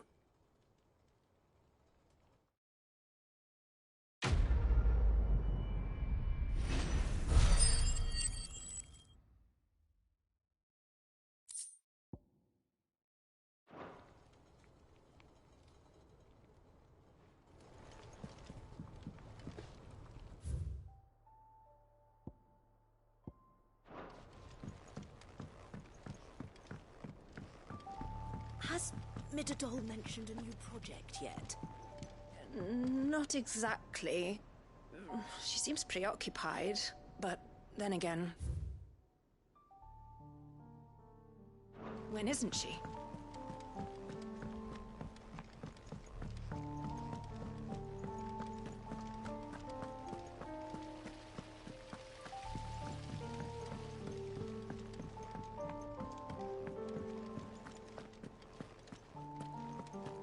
Twinside's hundreds of leagues away. That'd mean the crystal is... massive. Welcome to the Patron's Whisper. Come to claim your just desserts? All done? How are you doing? Anything catch your eye? Always something in there.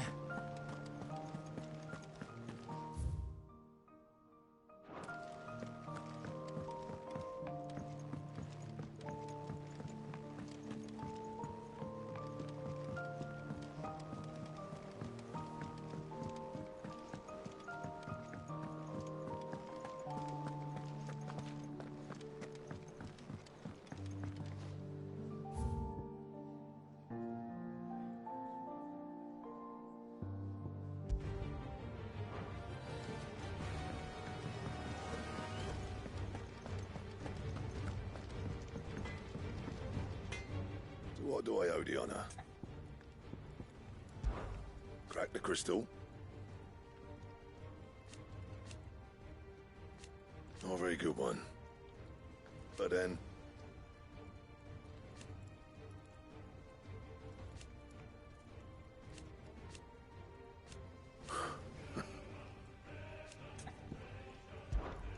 So, what'll it be?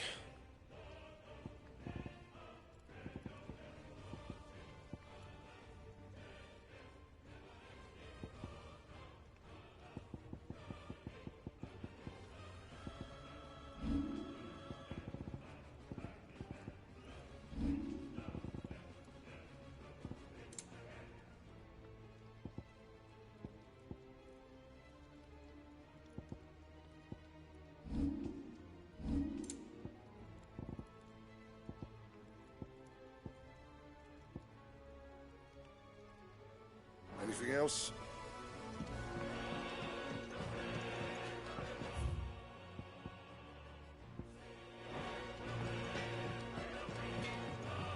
First the skies, then the crystal.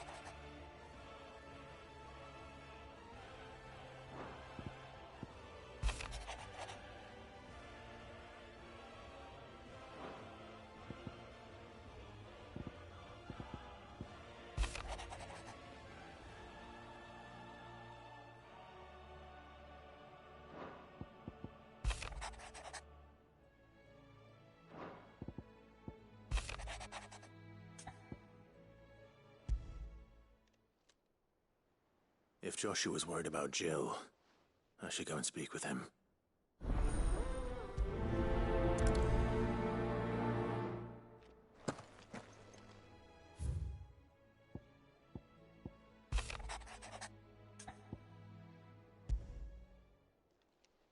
It's usually me making demands of Hippocrates. I wonder what this is about.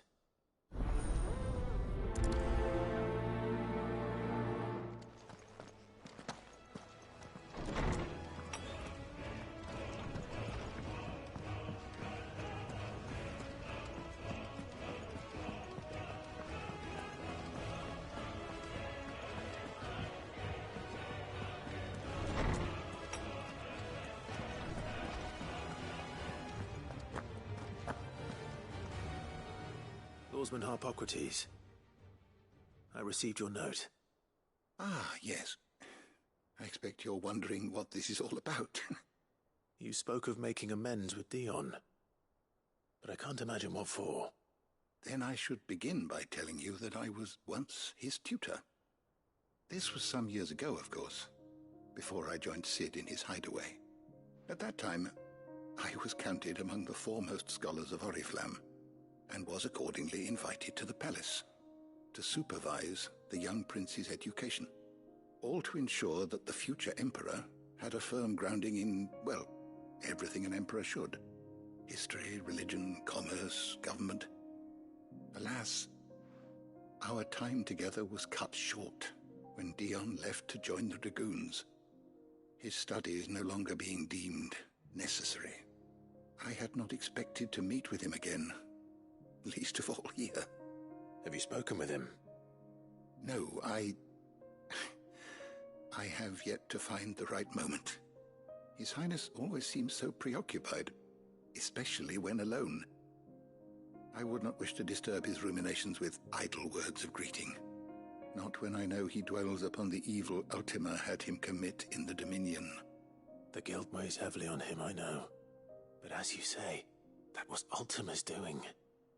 Surely you can't blame yourself. When I first met him, it was not guilt, but his people's expectations that weighed heavily upon him. And I did nothing to ease that burden. He bore it alone, until the day he could not bear it any longer. It is once that I only ever offered him my wisdom, when what he truly needed was friendship.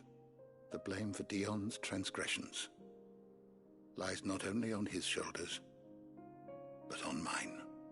I see. I'm ready to help you in any way that I can. Then I beg that you bring me a wild wyvern tail. Apothecaries across the ages agree that even to glimpse such a flower is to be granted inner solace. Fabulists and fraudsters all, of course. But there is oft a seed of truth to be found where even the most outlandish opinions align. Well, it can't hurt to try.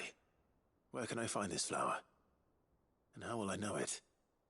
You have seen cultivated wyvern tails before, I trust. The lily-white blossoms from whose roots the poisonous ink for the brand is distilled. Well, those which grow in the wild differ only in their purple hue. The harsher the environment in which they are raised, the deeper the color. There is a waterfall in Rickmal's roost across the strait, where the flowers once grew in abundance. Whether they still survive there, I know not. But try as I might, I can find no likelier location. It's all right. I'll find you a wyvern tail one way or another. Thank you, Clive. And please, be safe.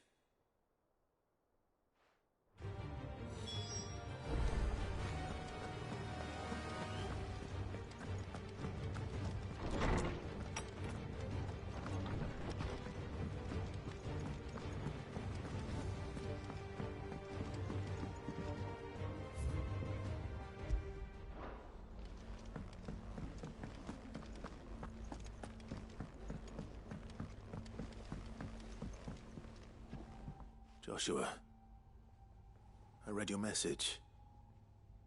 You're right. Jill is different. I don't think I'd realized how different, but since we returned from Drake's spine, I've felt it more and more. I suppose it's not hard to imagine why. She doesn't think she belongs anymore. And that's why we need to remind her she is still one of us. To let her know that we still need her. Now more than ever. That you still need her. But how to do that? When last we were truly close, we were but children. Of course. Do you remember the time we accompanied Father on his annual tour of the Duchy? And Jill and I broke from the procession to ride up Man's Hill. To see the snow daisies, I remember. It was the first time Father had allowed us to join him. And when he realized you were missing, he had the entire retinue down to the pot boys combing the countryside.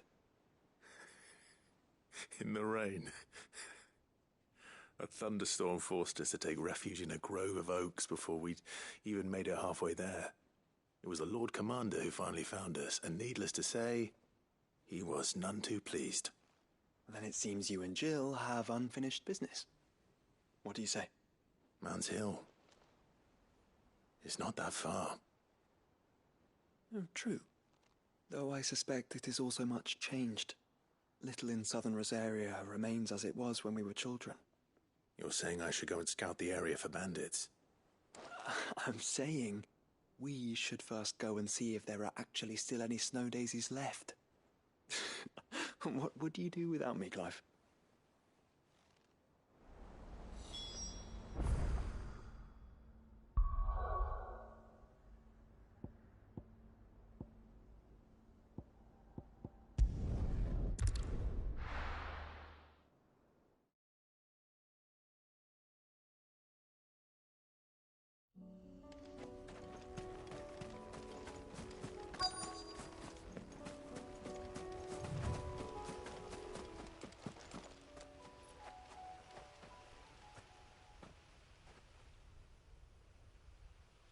This is the place, but...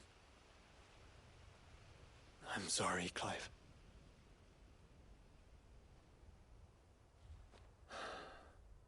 Has nowhere been spared. What do we do now? We keep looking. Man's Hill cannot be the only place where snow daisies grow. Perhaps, but it's the only place I know of. Knew of. Then why not ask someone who might know of another? Someone in the backyard? To the hideaway, then.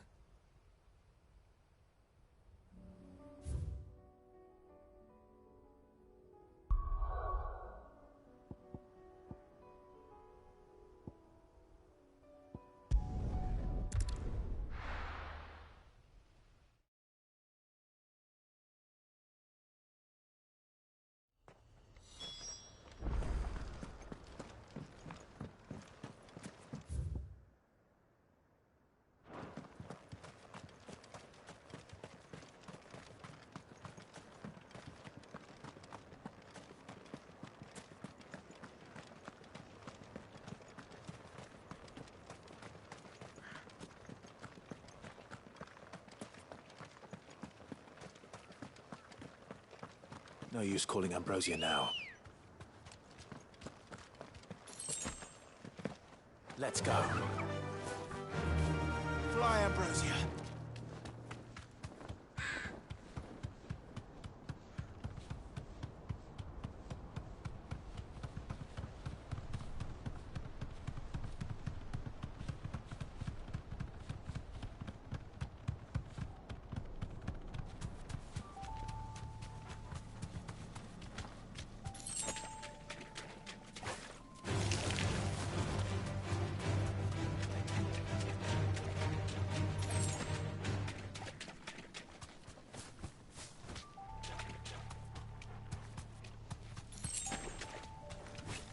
Seems this place has been flooded twice over.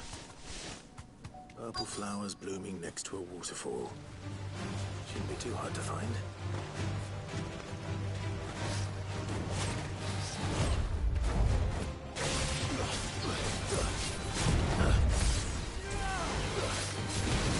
Nice try.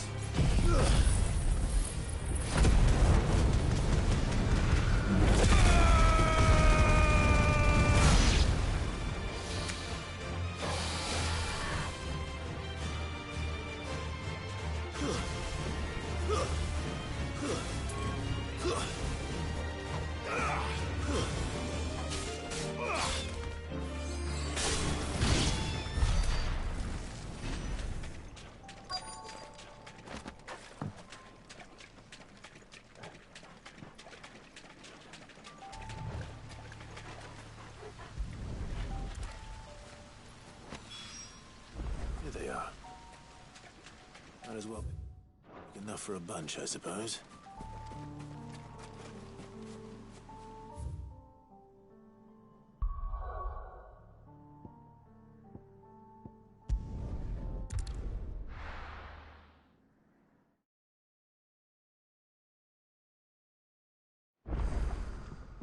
Let's hope one of the gardeners knows where to find snow daisies.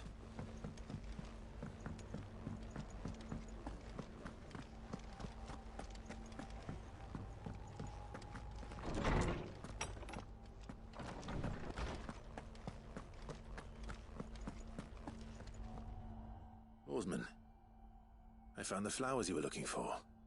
You did? I think I did.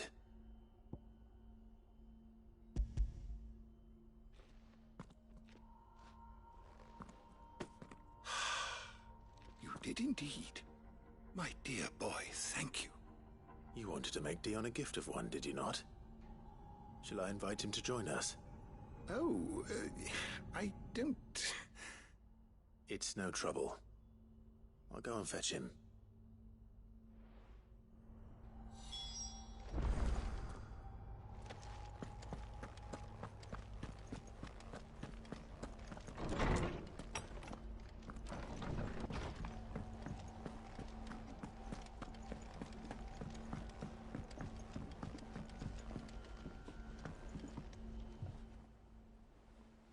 Your Highness, would you do me the honor of accompanying me? No. It is time, then. No. Only to the shelves. Our lawsman has something he'd like to give you. Master Harpocrates. No. I dare not show my face before him. Not after everything I have done. I have taken countless innocent lives. and ruined countless more. All because I was weak. I have sworn to atone for my crimes or die in the attempt. But were I to meet with him again, and see in his eyes what I have become, I fear that my resolve might falter. Then that is all the more reason to do it. Test your resolve. Prove to yourself, and to him, how strong it truly is.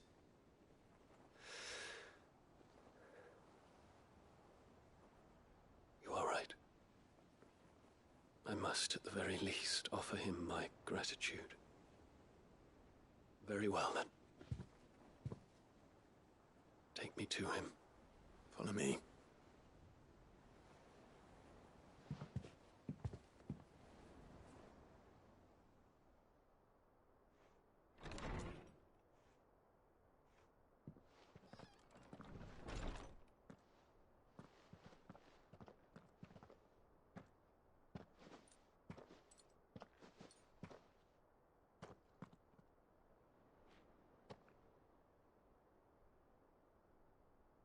Even now, I hesitate to approach him. What must he think of me? You'd be surprised.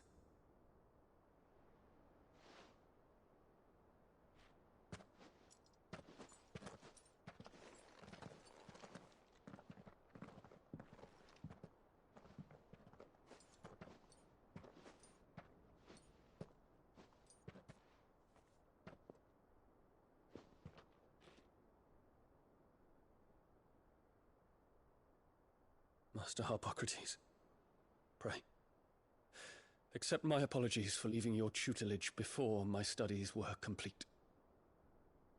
Your lessons opened my mind to a world quite unlike the one I had imagined from within the gilded confines of the palace.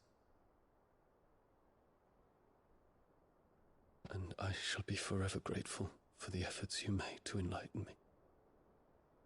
Lift up your head, Your Highness. The deeds of youth require no apology. That you took the time to visit me says much about the man you have become.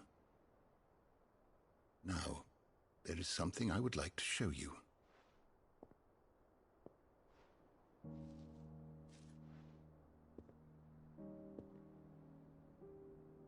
Is that a wyvern tail? The color is unfamiliar to me. Because it is unique to those found in the wild. Something in the harsh environments in which they grow lends them this striking hue. Their roots are indistinguishable from those of their hothouse cousins, but once they bloom, the difference is immediately apparent. In this flower, I see you, Your Highness. Its roots were the roots of a wyvern tail, with all that implies. But they do not define it, just as yours do not define you. I want you to have it, that it might remind you of this truth.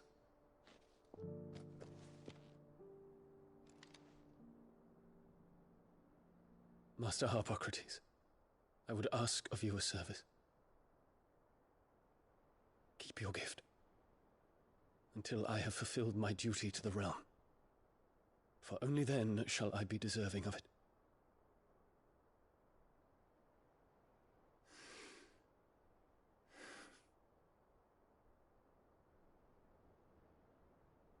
As you wish, Your Highness.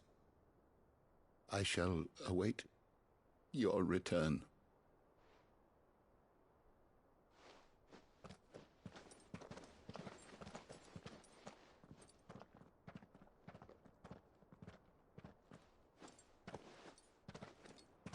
Our roots do not define us. No wonder my stepmother didn't like him. For reuniting me with memories I had thought long lost.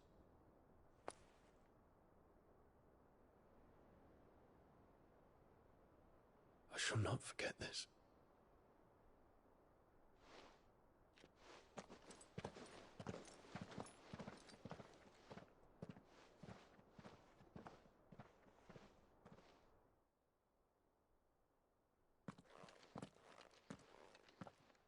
Thank you, Clive.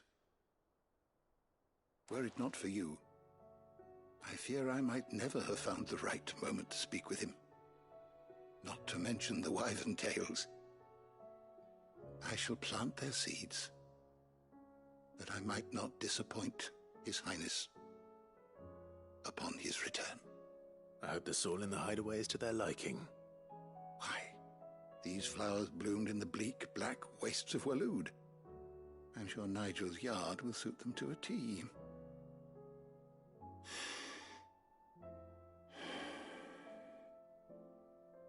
When it comes to expressing one's gratitude, I find that words are seldom sufficient. Here. What's this? A stolas quill. Or more precisely, my stolas quill. 'Tis said that an owl's feathers are steeped in the wishes it hears over its long lifetime. All those words just waiting to pour out onto the page. So consider this my wish for you. That one day you may put down your sword and pick up that pen. Well, when that day comes, I'll certainly have a lot to write about. Thank you, Harpocrates. It shall have pride of place in my chamber.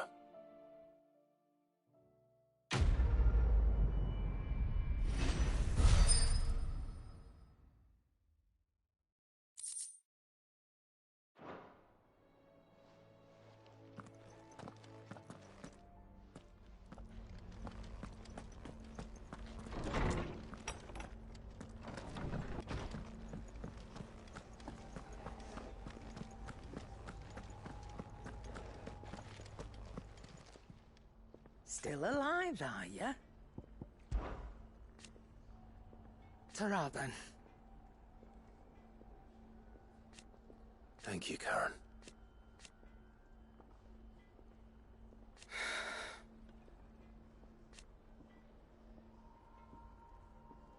You could do this.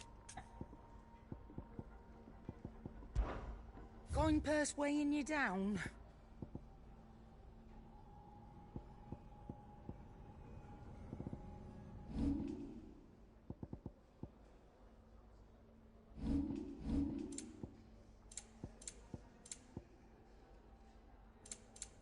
Come again. Or don't. I'm not much bothered either way. Say what you will, Lady Karen has seen...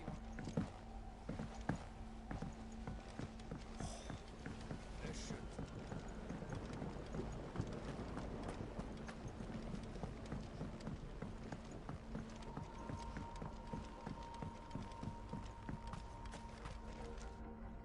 Oh. What brings you down from the heavens, Sid? I need your advice. Joshua and I are looking for a place where snow daisies grow. Preferably in abundance. Snow daisies. Then you'll want somewhere not too hot and not too cold. And where the winds are strong enough to carry the seeds. I reckon Man's Hill would be a good place to start. There in the Royal Meadows, perhaps? Both have similar climbs and the right elevation. If the Blight hasn't claimed them yet. Right. Thank you. Did you learn where we might find our flowers? The gardener here mentioned the Royal Meadows in Sambrek. Ah, the fields beyond Northreach. Well, if that's the case, then Yote was right. I recalled that she kept the record of our travels, you see. So I asked her if she'd perhaps noted anywhere that snow daisies grew, and she mentioned Oilefeist Bay. Whose shores border the meadows. Off we go then.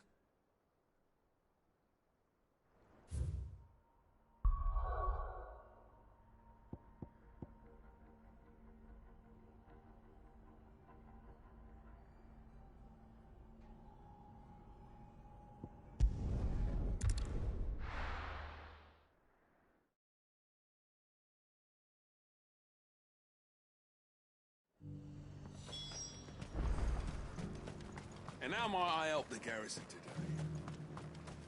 Seems the Duke's had a change.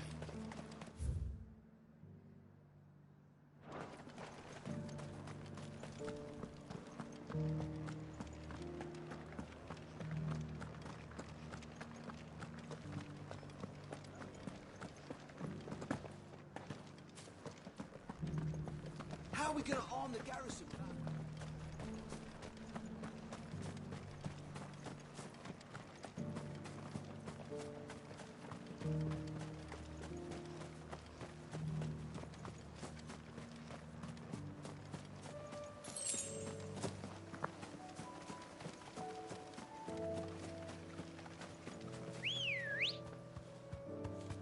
Ready, go?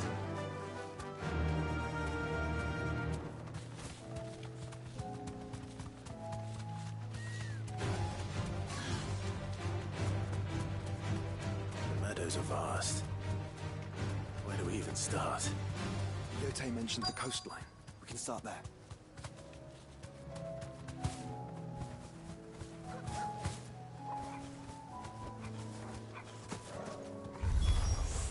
Look, brother. Do you see them?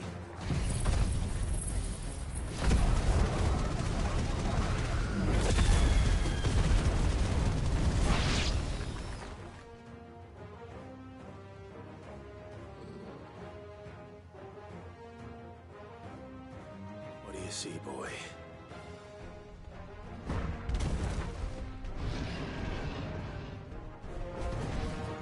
Let's hope this is the last one. Only one way to find out.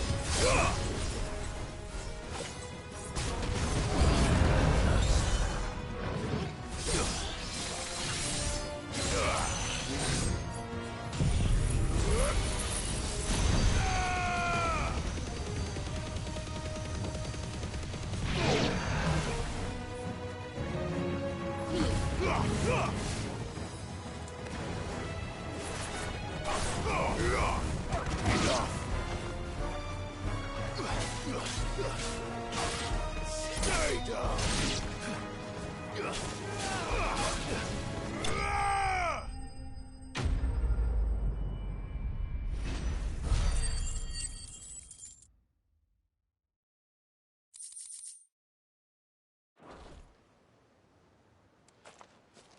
That was harder than I expected.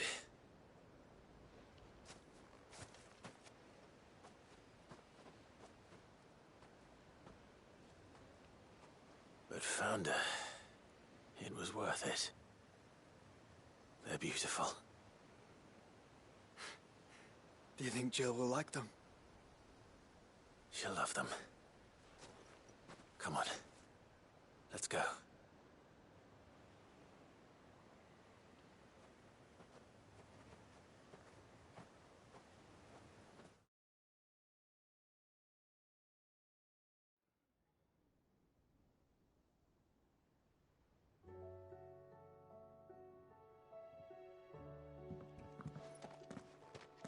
It appears my work is done. The rest, as they say, is up to you. Well, you and the skies. We wouldn't want another thunderstorm now, would we?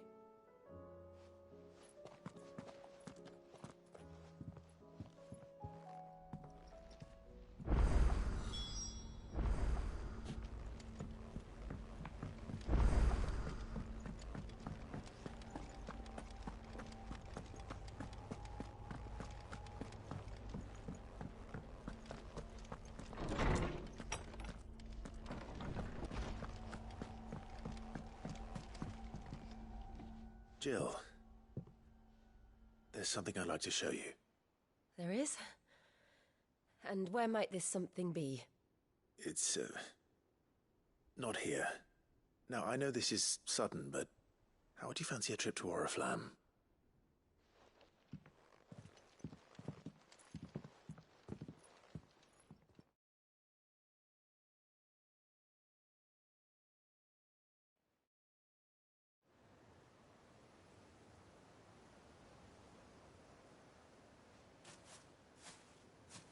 There are so many. This is what you wanted to show me.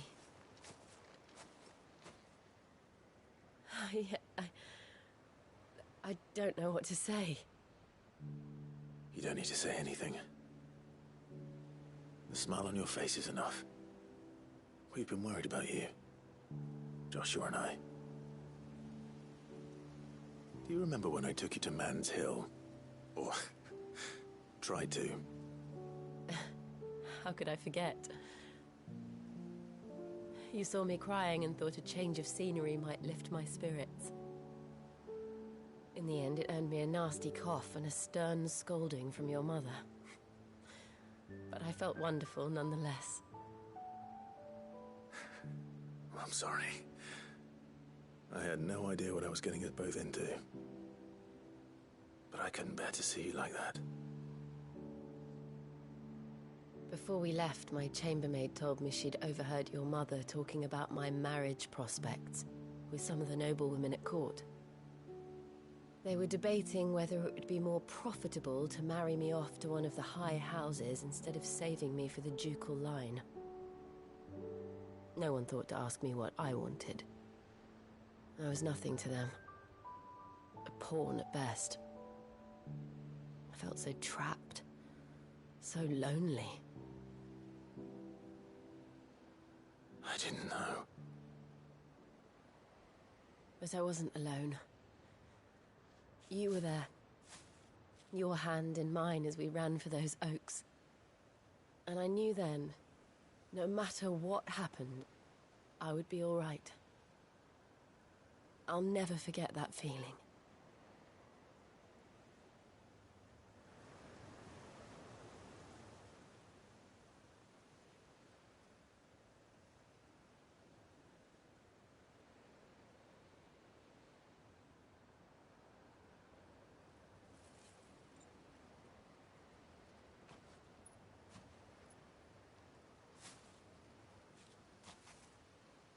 Before we broke camp, the morning after the storm, do you know what I did? No? What?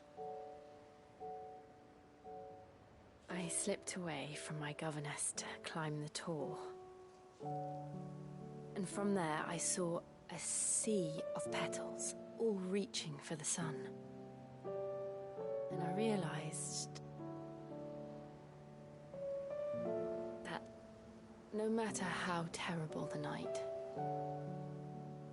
dawn would always come.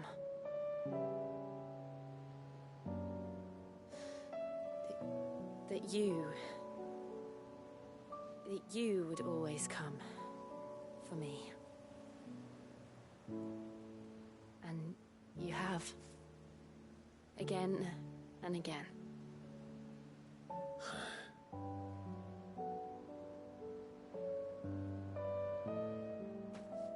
Where do you see us? When all this is over?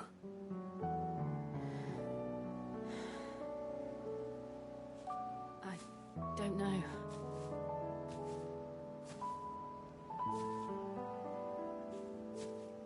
Not here, though.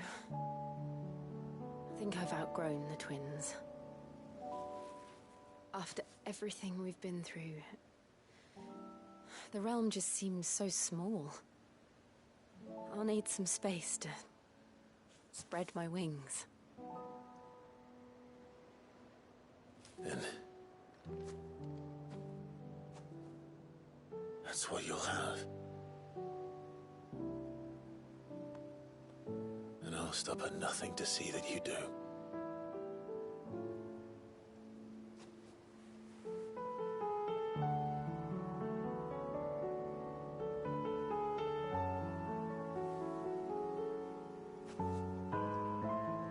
I never was much good at garlands. but it'll have to do. I'll treasure it forever. Thank you, Clive. For this, the flowers, for everything. It's exactly what I needed. You are my treasure.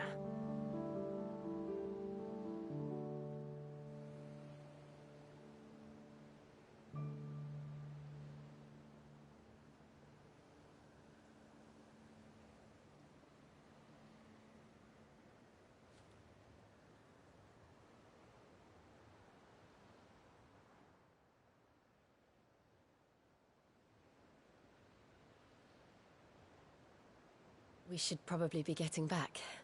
I expect the others are wondering where we are. You're right. There's still much to do. And we'll do it together.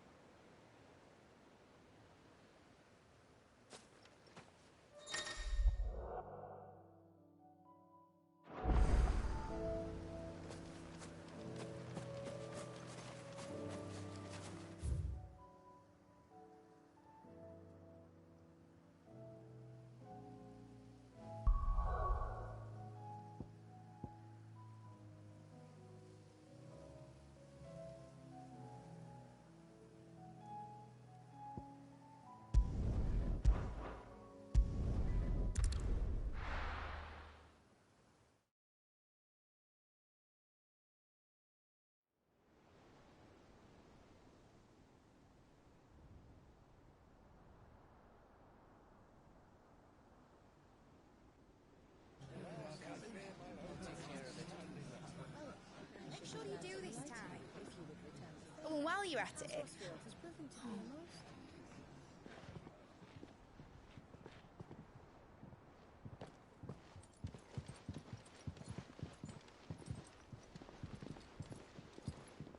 Clive, if you see me dad up there, tell him we were right to leave his legacy with you. Tell him he'll be in the front row. There's no way he'd miss this. Well, behave yourself, Mitt. We'll see.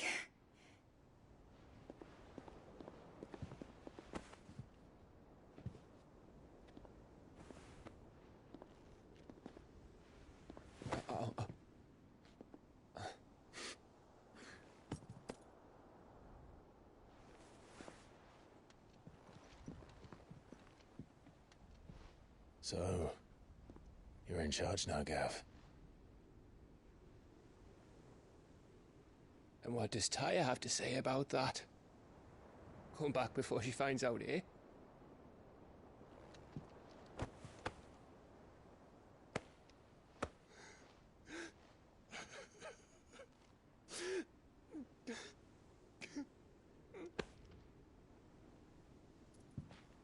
Thank you, Yote. I'm sorry. Your Grace, I shall pray for your safe return. That's kind of you. But you should pray he took his medicine. I didn't spend all night grinding herbs for his lordship to leave them on his nightstand. Again. You needn't fear, Lady Tyre. And thank you. See that your brother comes back in one piece. Or, at most, two. Any more and you can heal him yourself. I'll keep that in mind.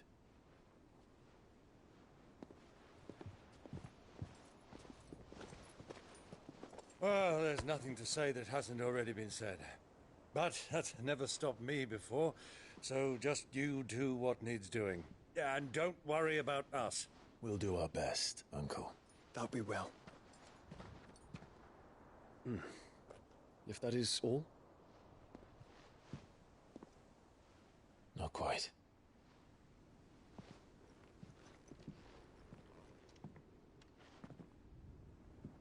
Jill. It's time, isn't it? It is. Take care of him. And you. You take care of her too, boy.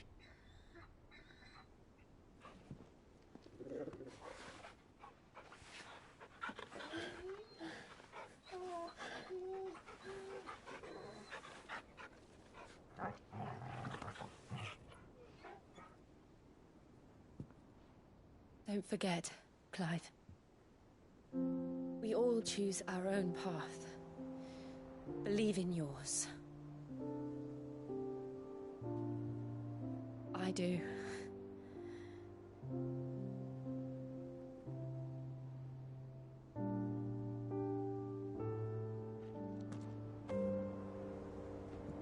I'll be back. I promise. I love you, Jill.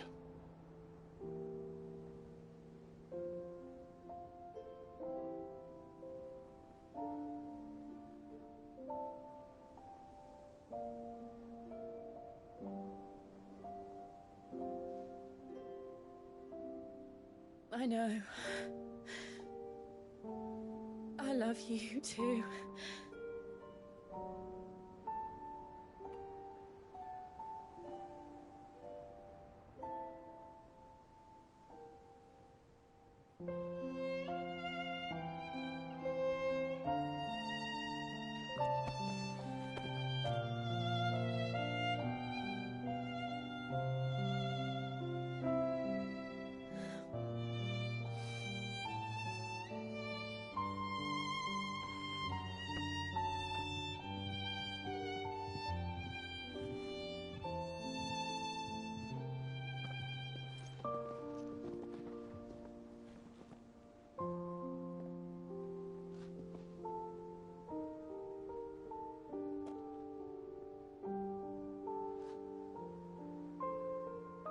Now, we have a god to kill.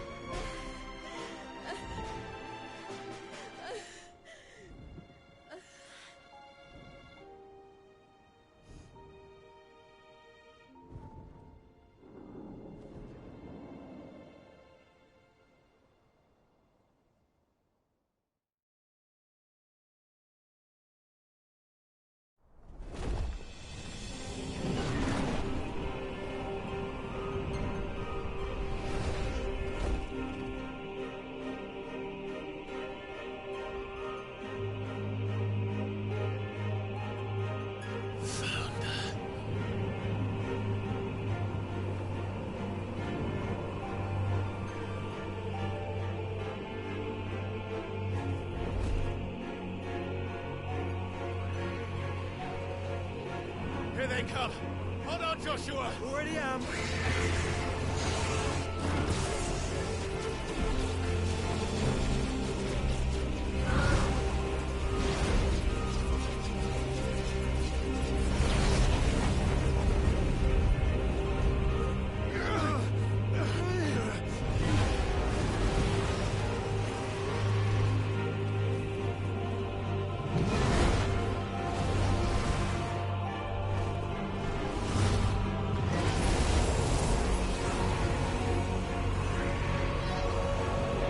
To make us a way in.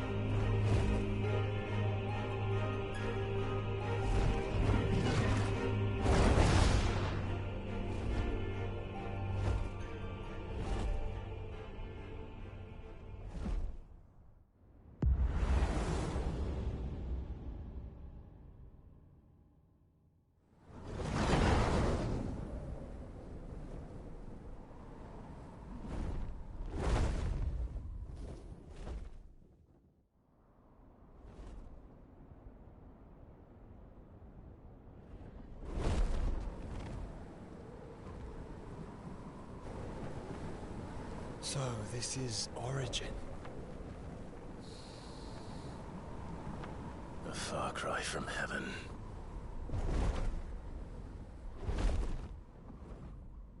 Where it all began, where it all begins, our ark, your architect. There you are.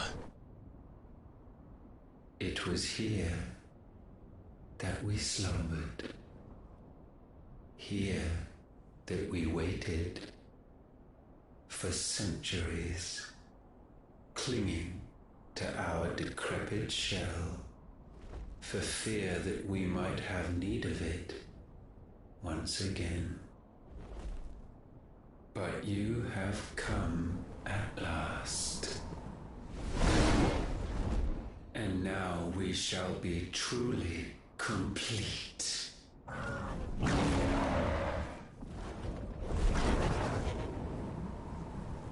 Well?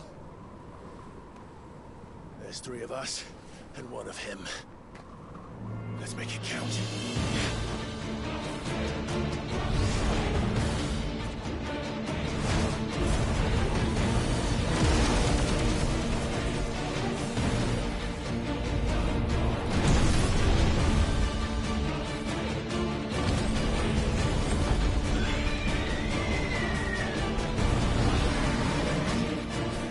Dominance.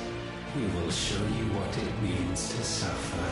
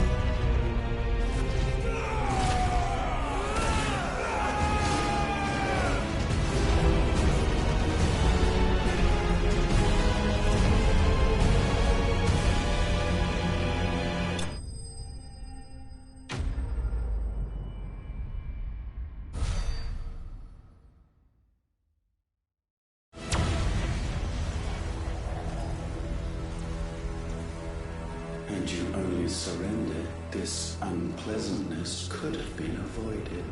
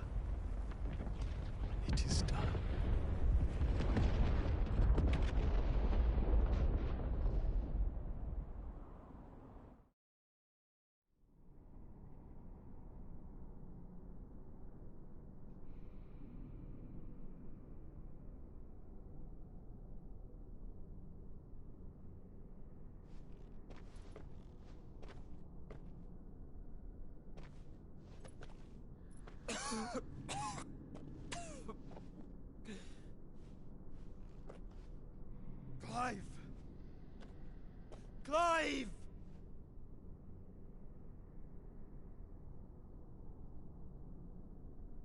No.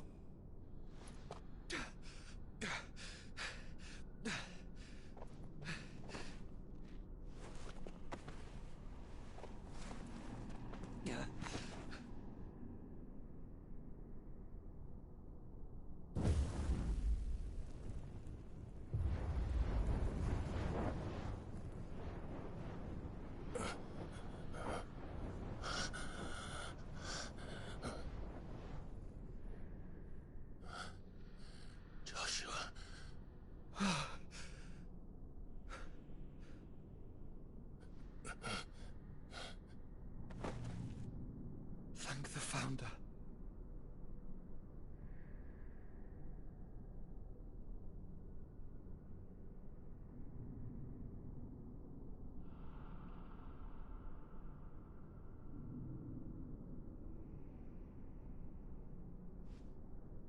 Did I mention you look terrible? That makes two of us. Oh, I'll be all right. And Dion.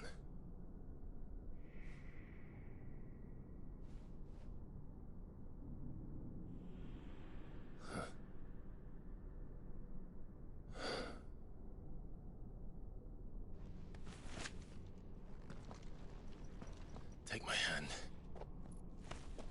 I told you, I'll be...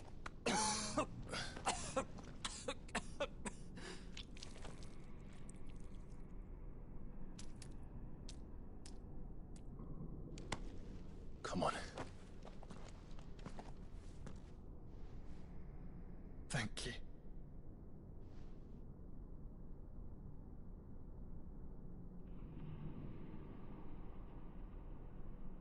press on.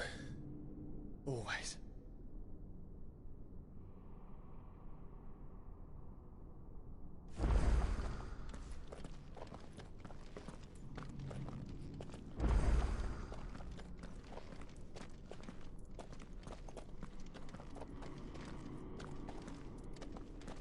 I'm sorry about Dion. Don't be. Please. He did what he had to do. And it's time we did the same.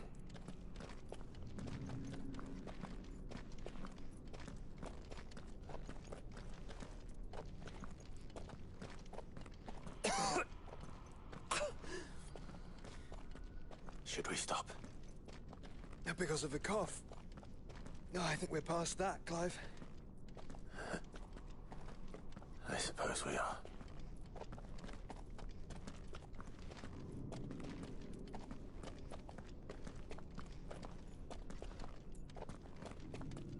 That light, so cold. So empty. We're close, aren't we? It, seems that way. But I don't want to think what could be waiting for us in there. Then think instead of those waiting for us at home.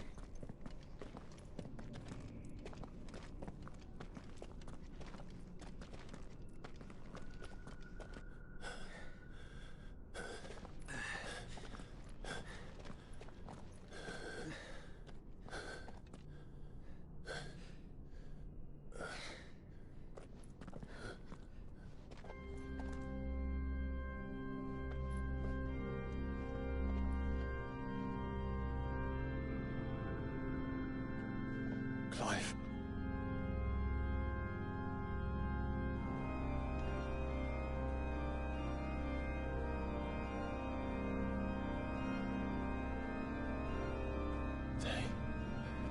They can't be. But they are. This is the Nexus.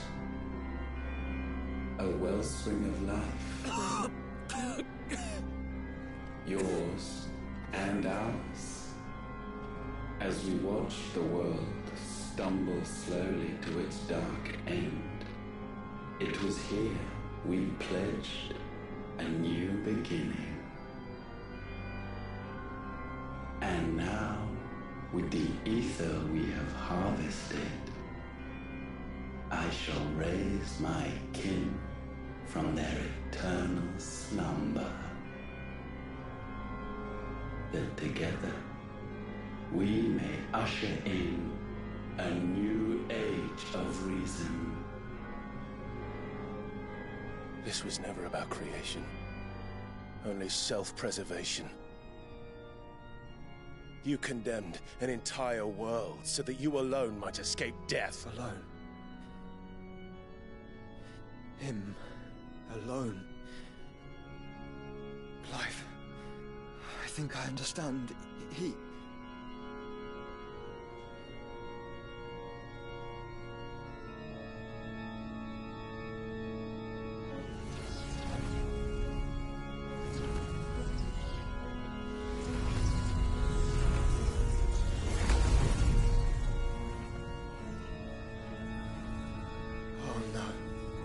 They sacrificed their flesh to become beating hearts of crystal that pumped the land's lifeblood from the depths of the earth unto this very chamber.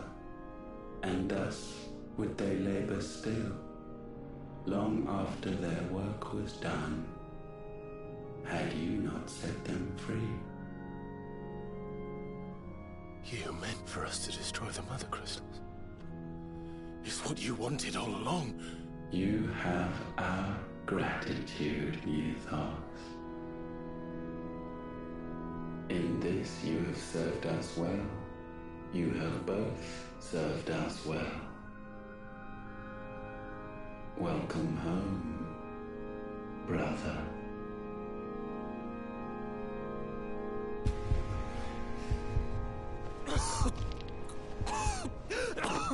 Joshua.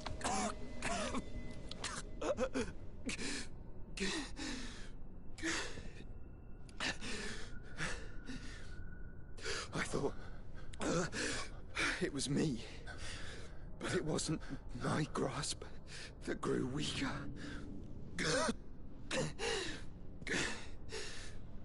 It was theirs that grew stronger.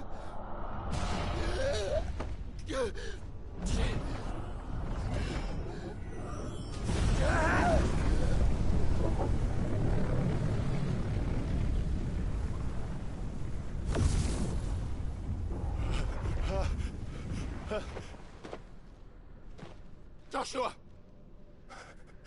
No!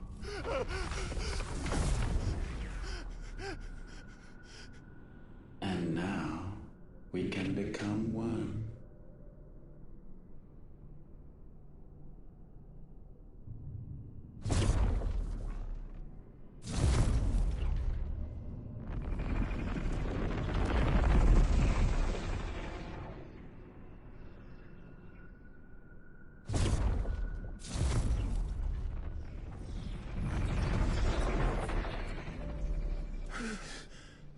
Clive.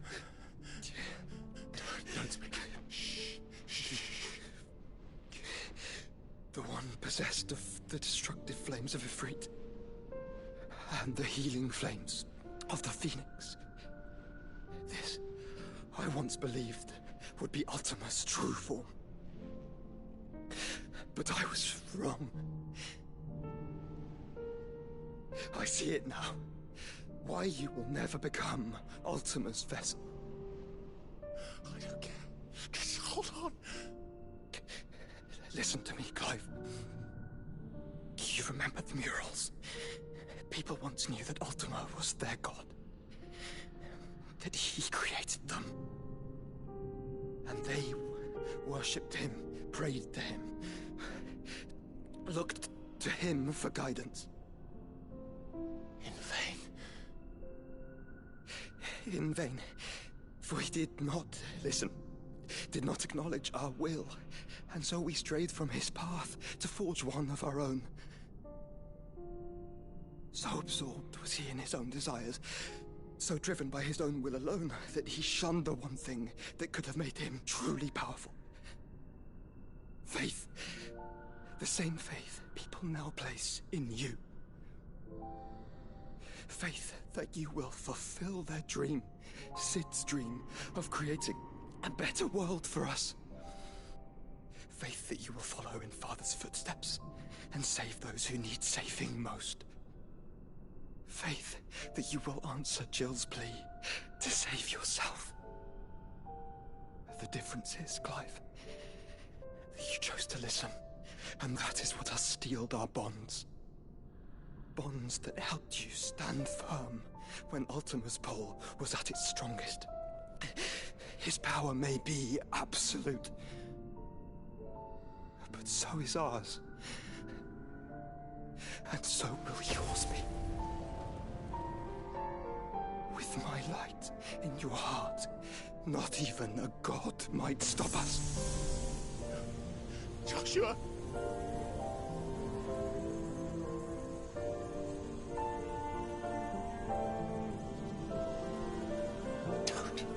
Don't do it, you'll... Enough, Clive. My body is too far gone. If the wound does not take me, the curse will.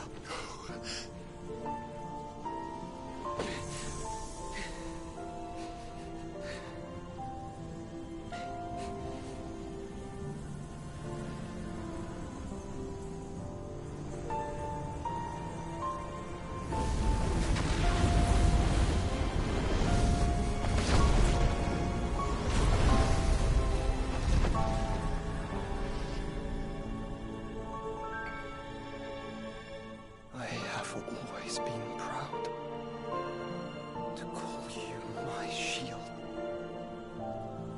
But now, it is the world that needs you. Thank you, Clive, for being my brother.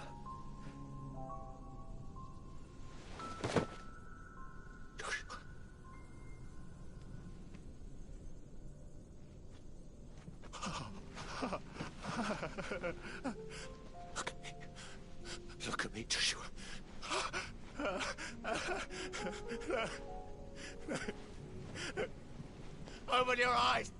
Open your eyes, Damien!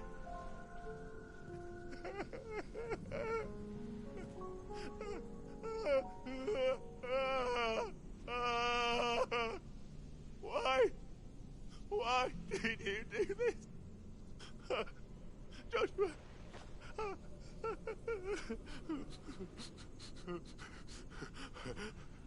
Joshua!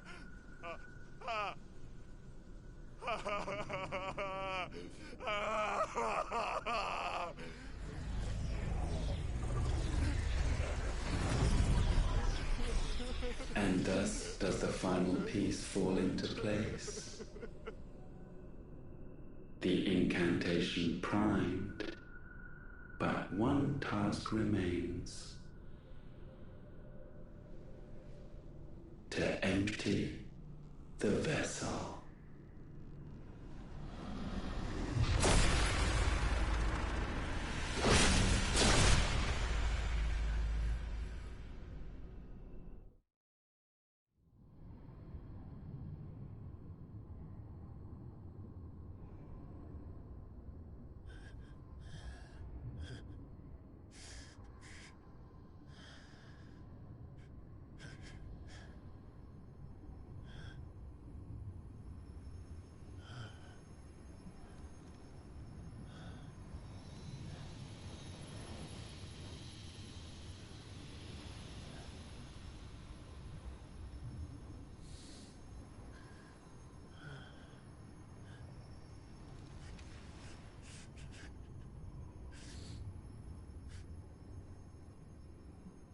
Still here.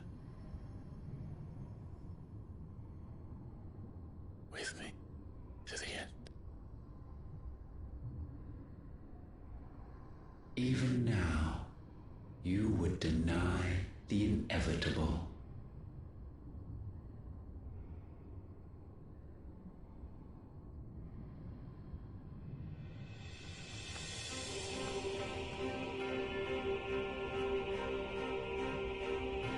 That's what you always have. And always will.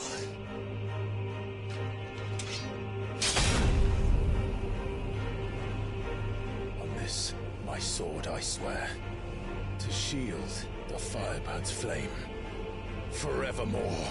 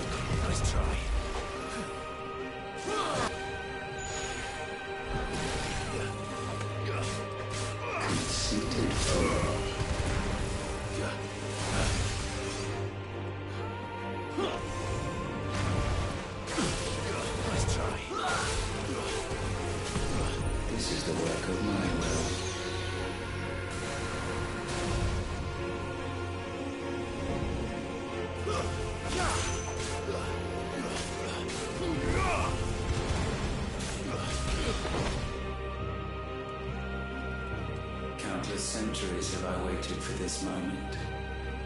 This moment in which I might revel in my creation, only to find it profaned and so it must be cleansed.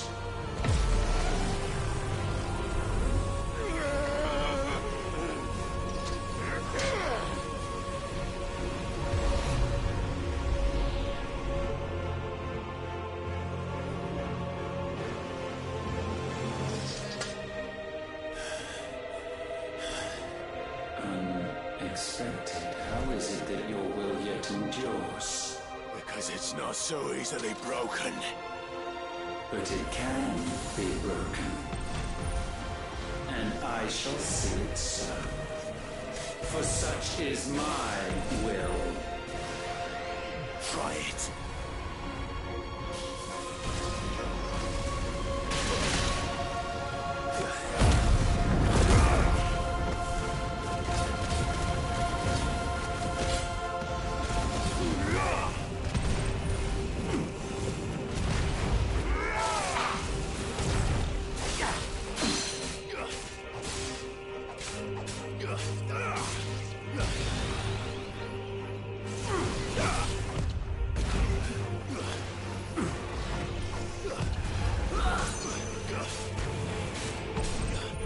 This will break you.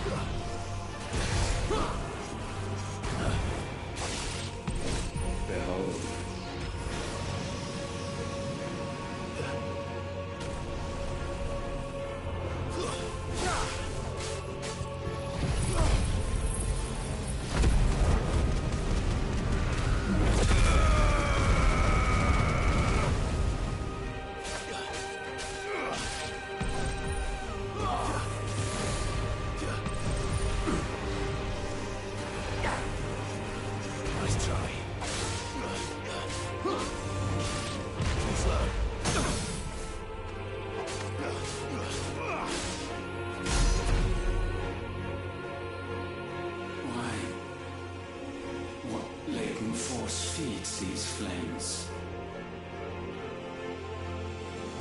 I sense more here than mere will. Is this Logos? Have you truly become free? No, I forbid it. You are not a god. You are but flesh and bone. You are not one of us.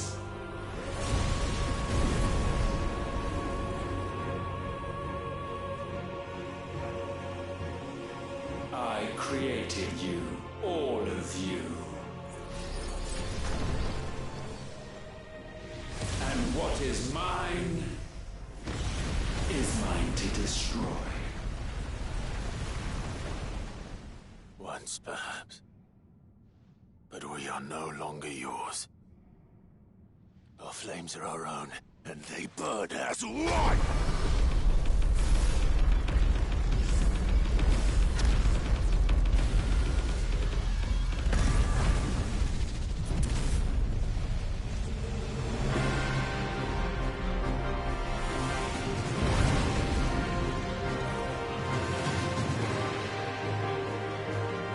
Have you learned nothing? Damned is the slave who will turn the spirit upon his master!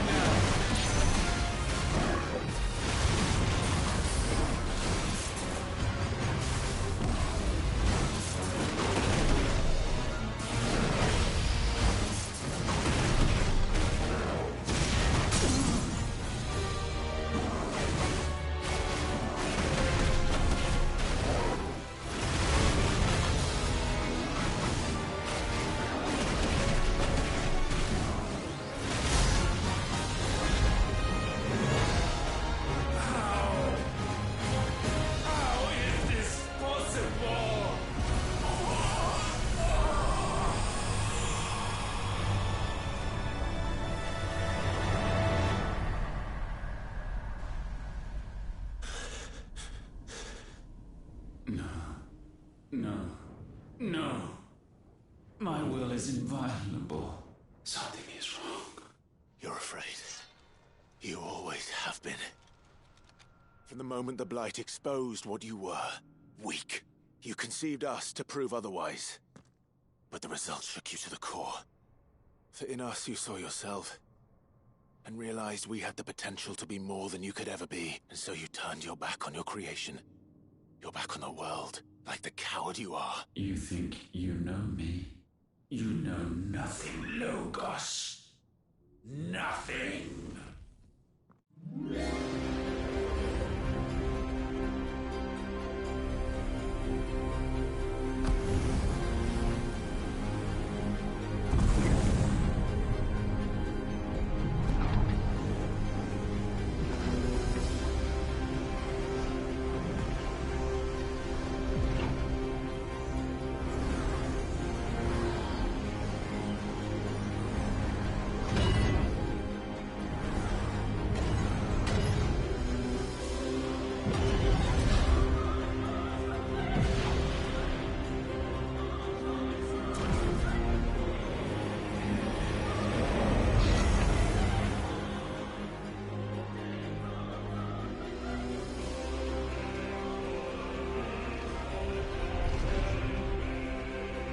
Bathed in light, I stand above you, my rebirth complete.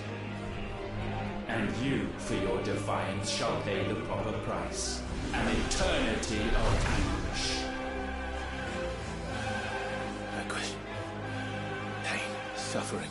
You have known none of these. But we have. So we know what they grant. They bring us together. And that makes us strong. Thunder roar! Nice try.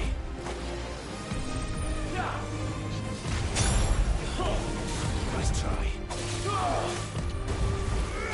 I will be done.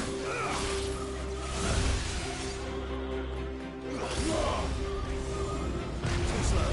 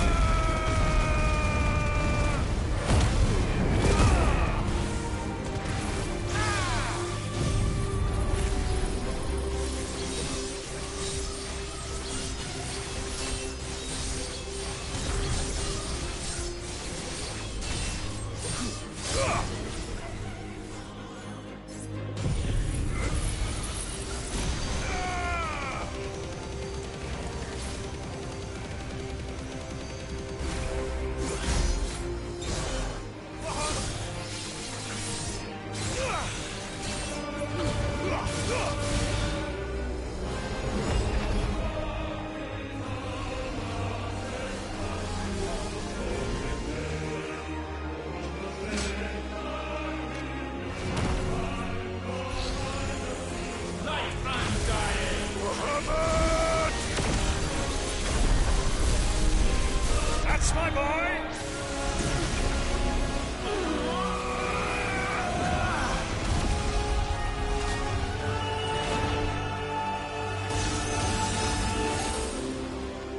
Ice I'm feeling! Shiva! Together!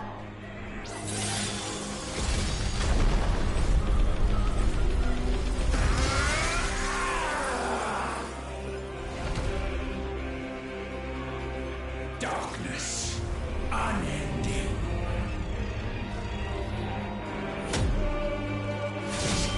Odin.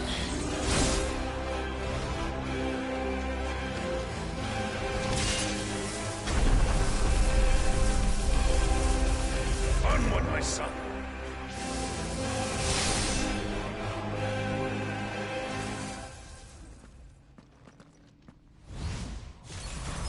No, mine is the altar at which you pray.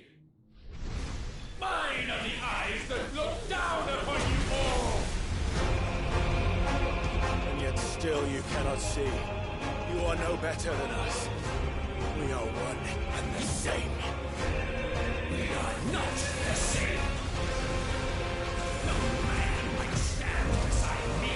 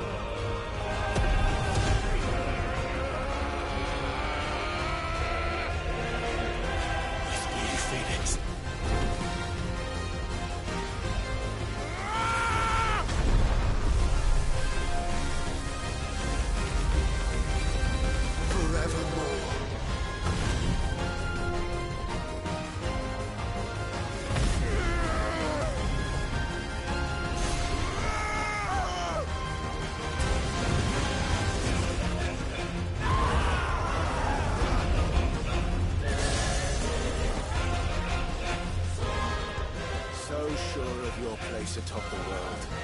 You refuse to acknowledge those below. You chose to to remain alone. And so you shunned the one thing that could have made you stronger. Pushed away the hands that could have raised you higher. I do not need you, you or anyone. And that is where we are different. I could not have made it here on my own. I carry with me the hopes and dreams of my brothers, my sisters. And it is they who will give me the strength to end your reign. I cannot end. I am the end.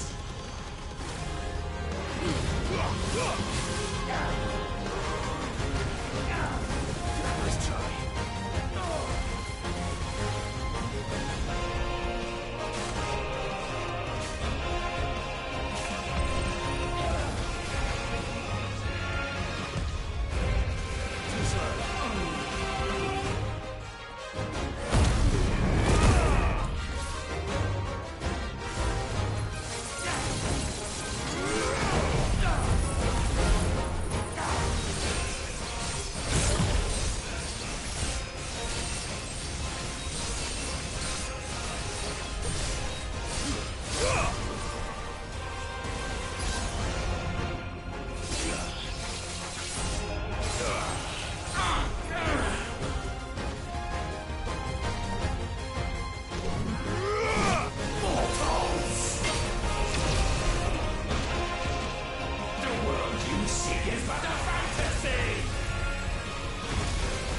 The only fantasy here is yours.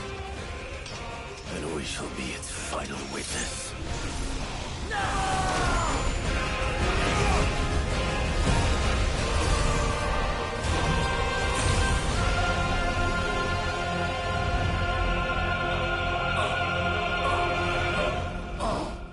I said...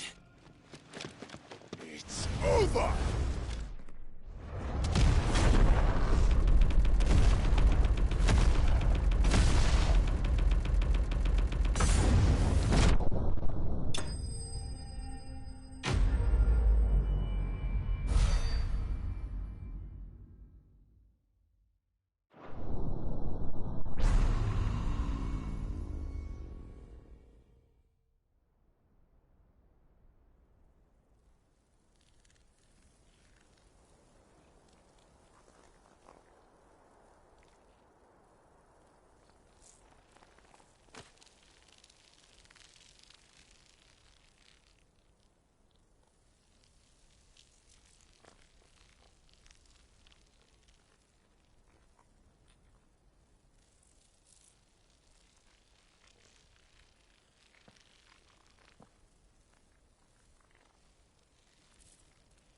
Tell me, what do you imagine will befall this world now that you have gained your precious freedom? I honestly don't know. But I doubt it will be pretty. A sorry tale of sin and suffering, hardship and pain.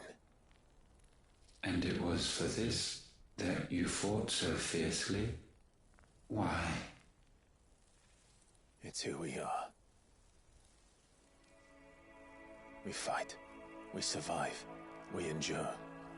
We don't need a reason. We are imperfect creatures. When we stumble, we reach for a shoulder to lean on. When we fall, we stand back up.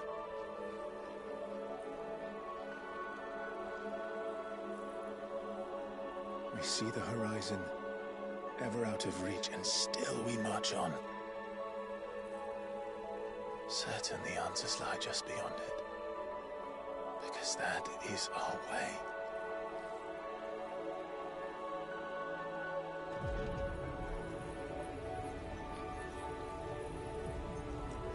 My congratulations.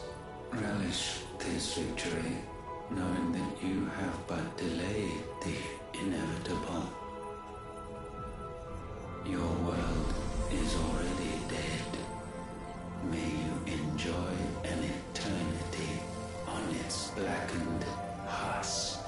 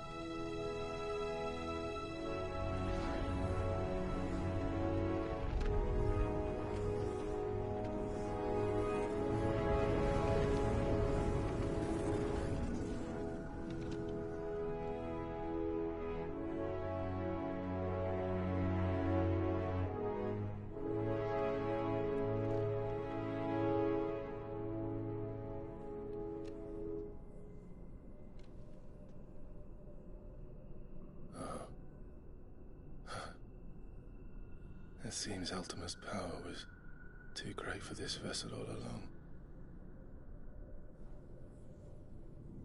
But while I have it, perhaps I can use it to set things right. And see Ultima's legacy. Bearers, dominance, crystals, magic, consigned to the flames.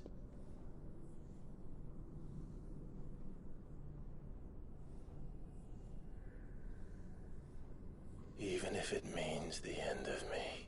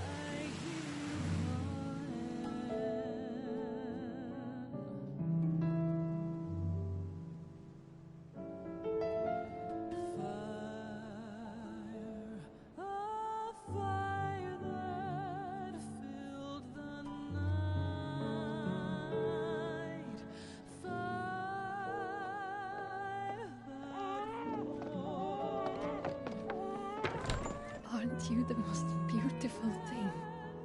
He is, isn't he? What are you gonna call him? Let me see, let me see. Oh, read little one. Got a smile for your Uncle Gav? Not so loud, you burp. What? I was only... Shh, you're scaring him. It's all right. Oh.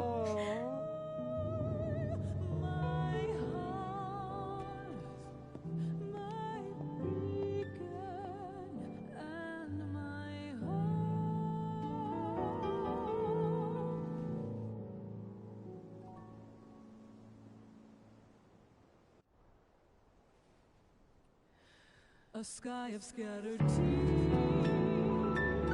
1,000 years apart. Should they fade, I will not be afraid of the dark. For your If you need a rest, I can take him. I'll hold you to that.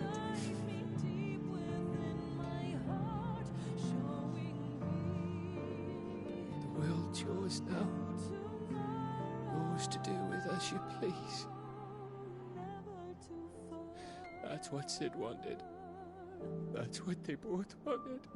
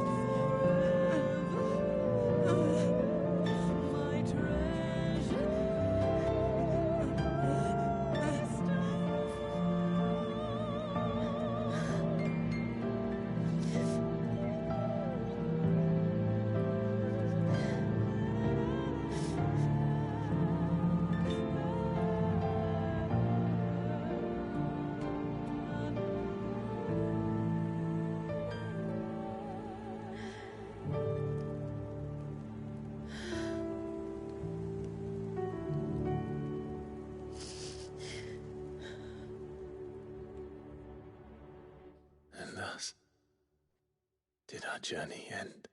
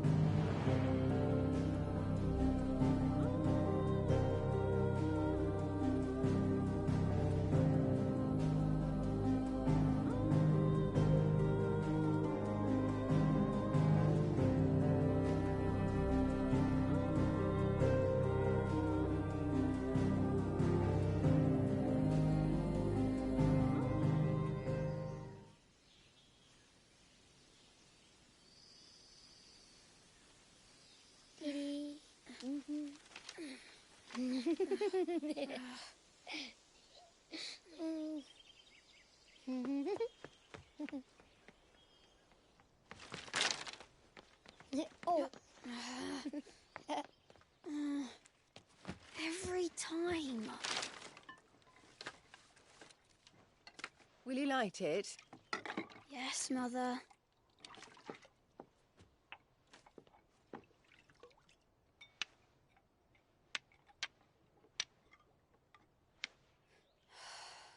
Come on. If only I had the flames of an icon. Icon? Have you been reading that silly story again? Magic belongs in fairy tales, and fairy tales don't boil kettles. You see? Well done. Now, be a good lad, and play with your brother until supper. Come on, hurry! Hurry! All right.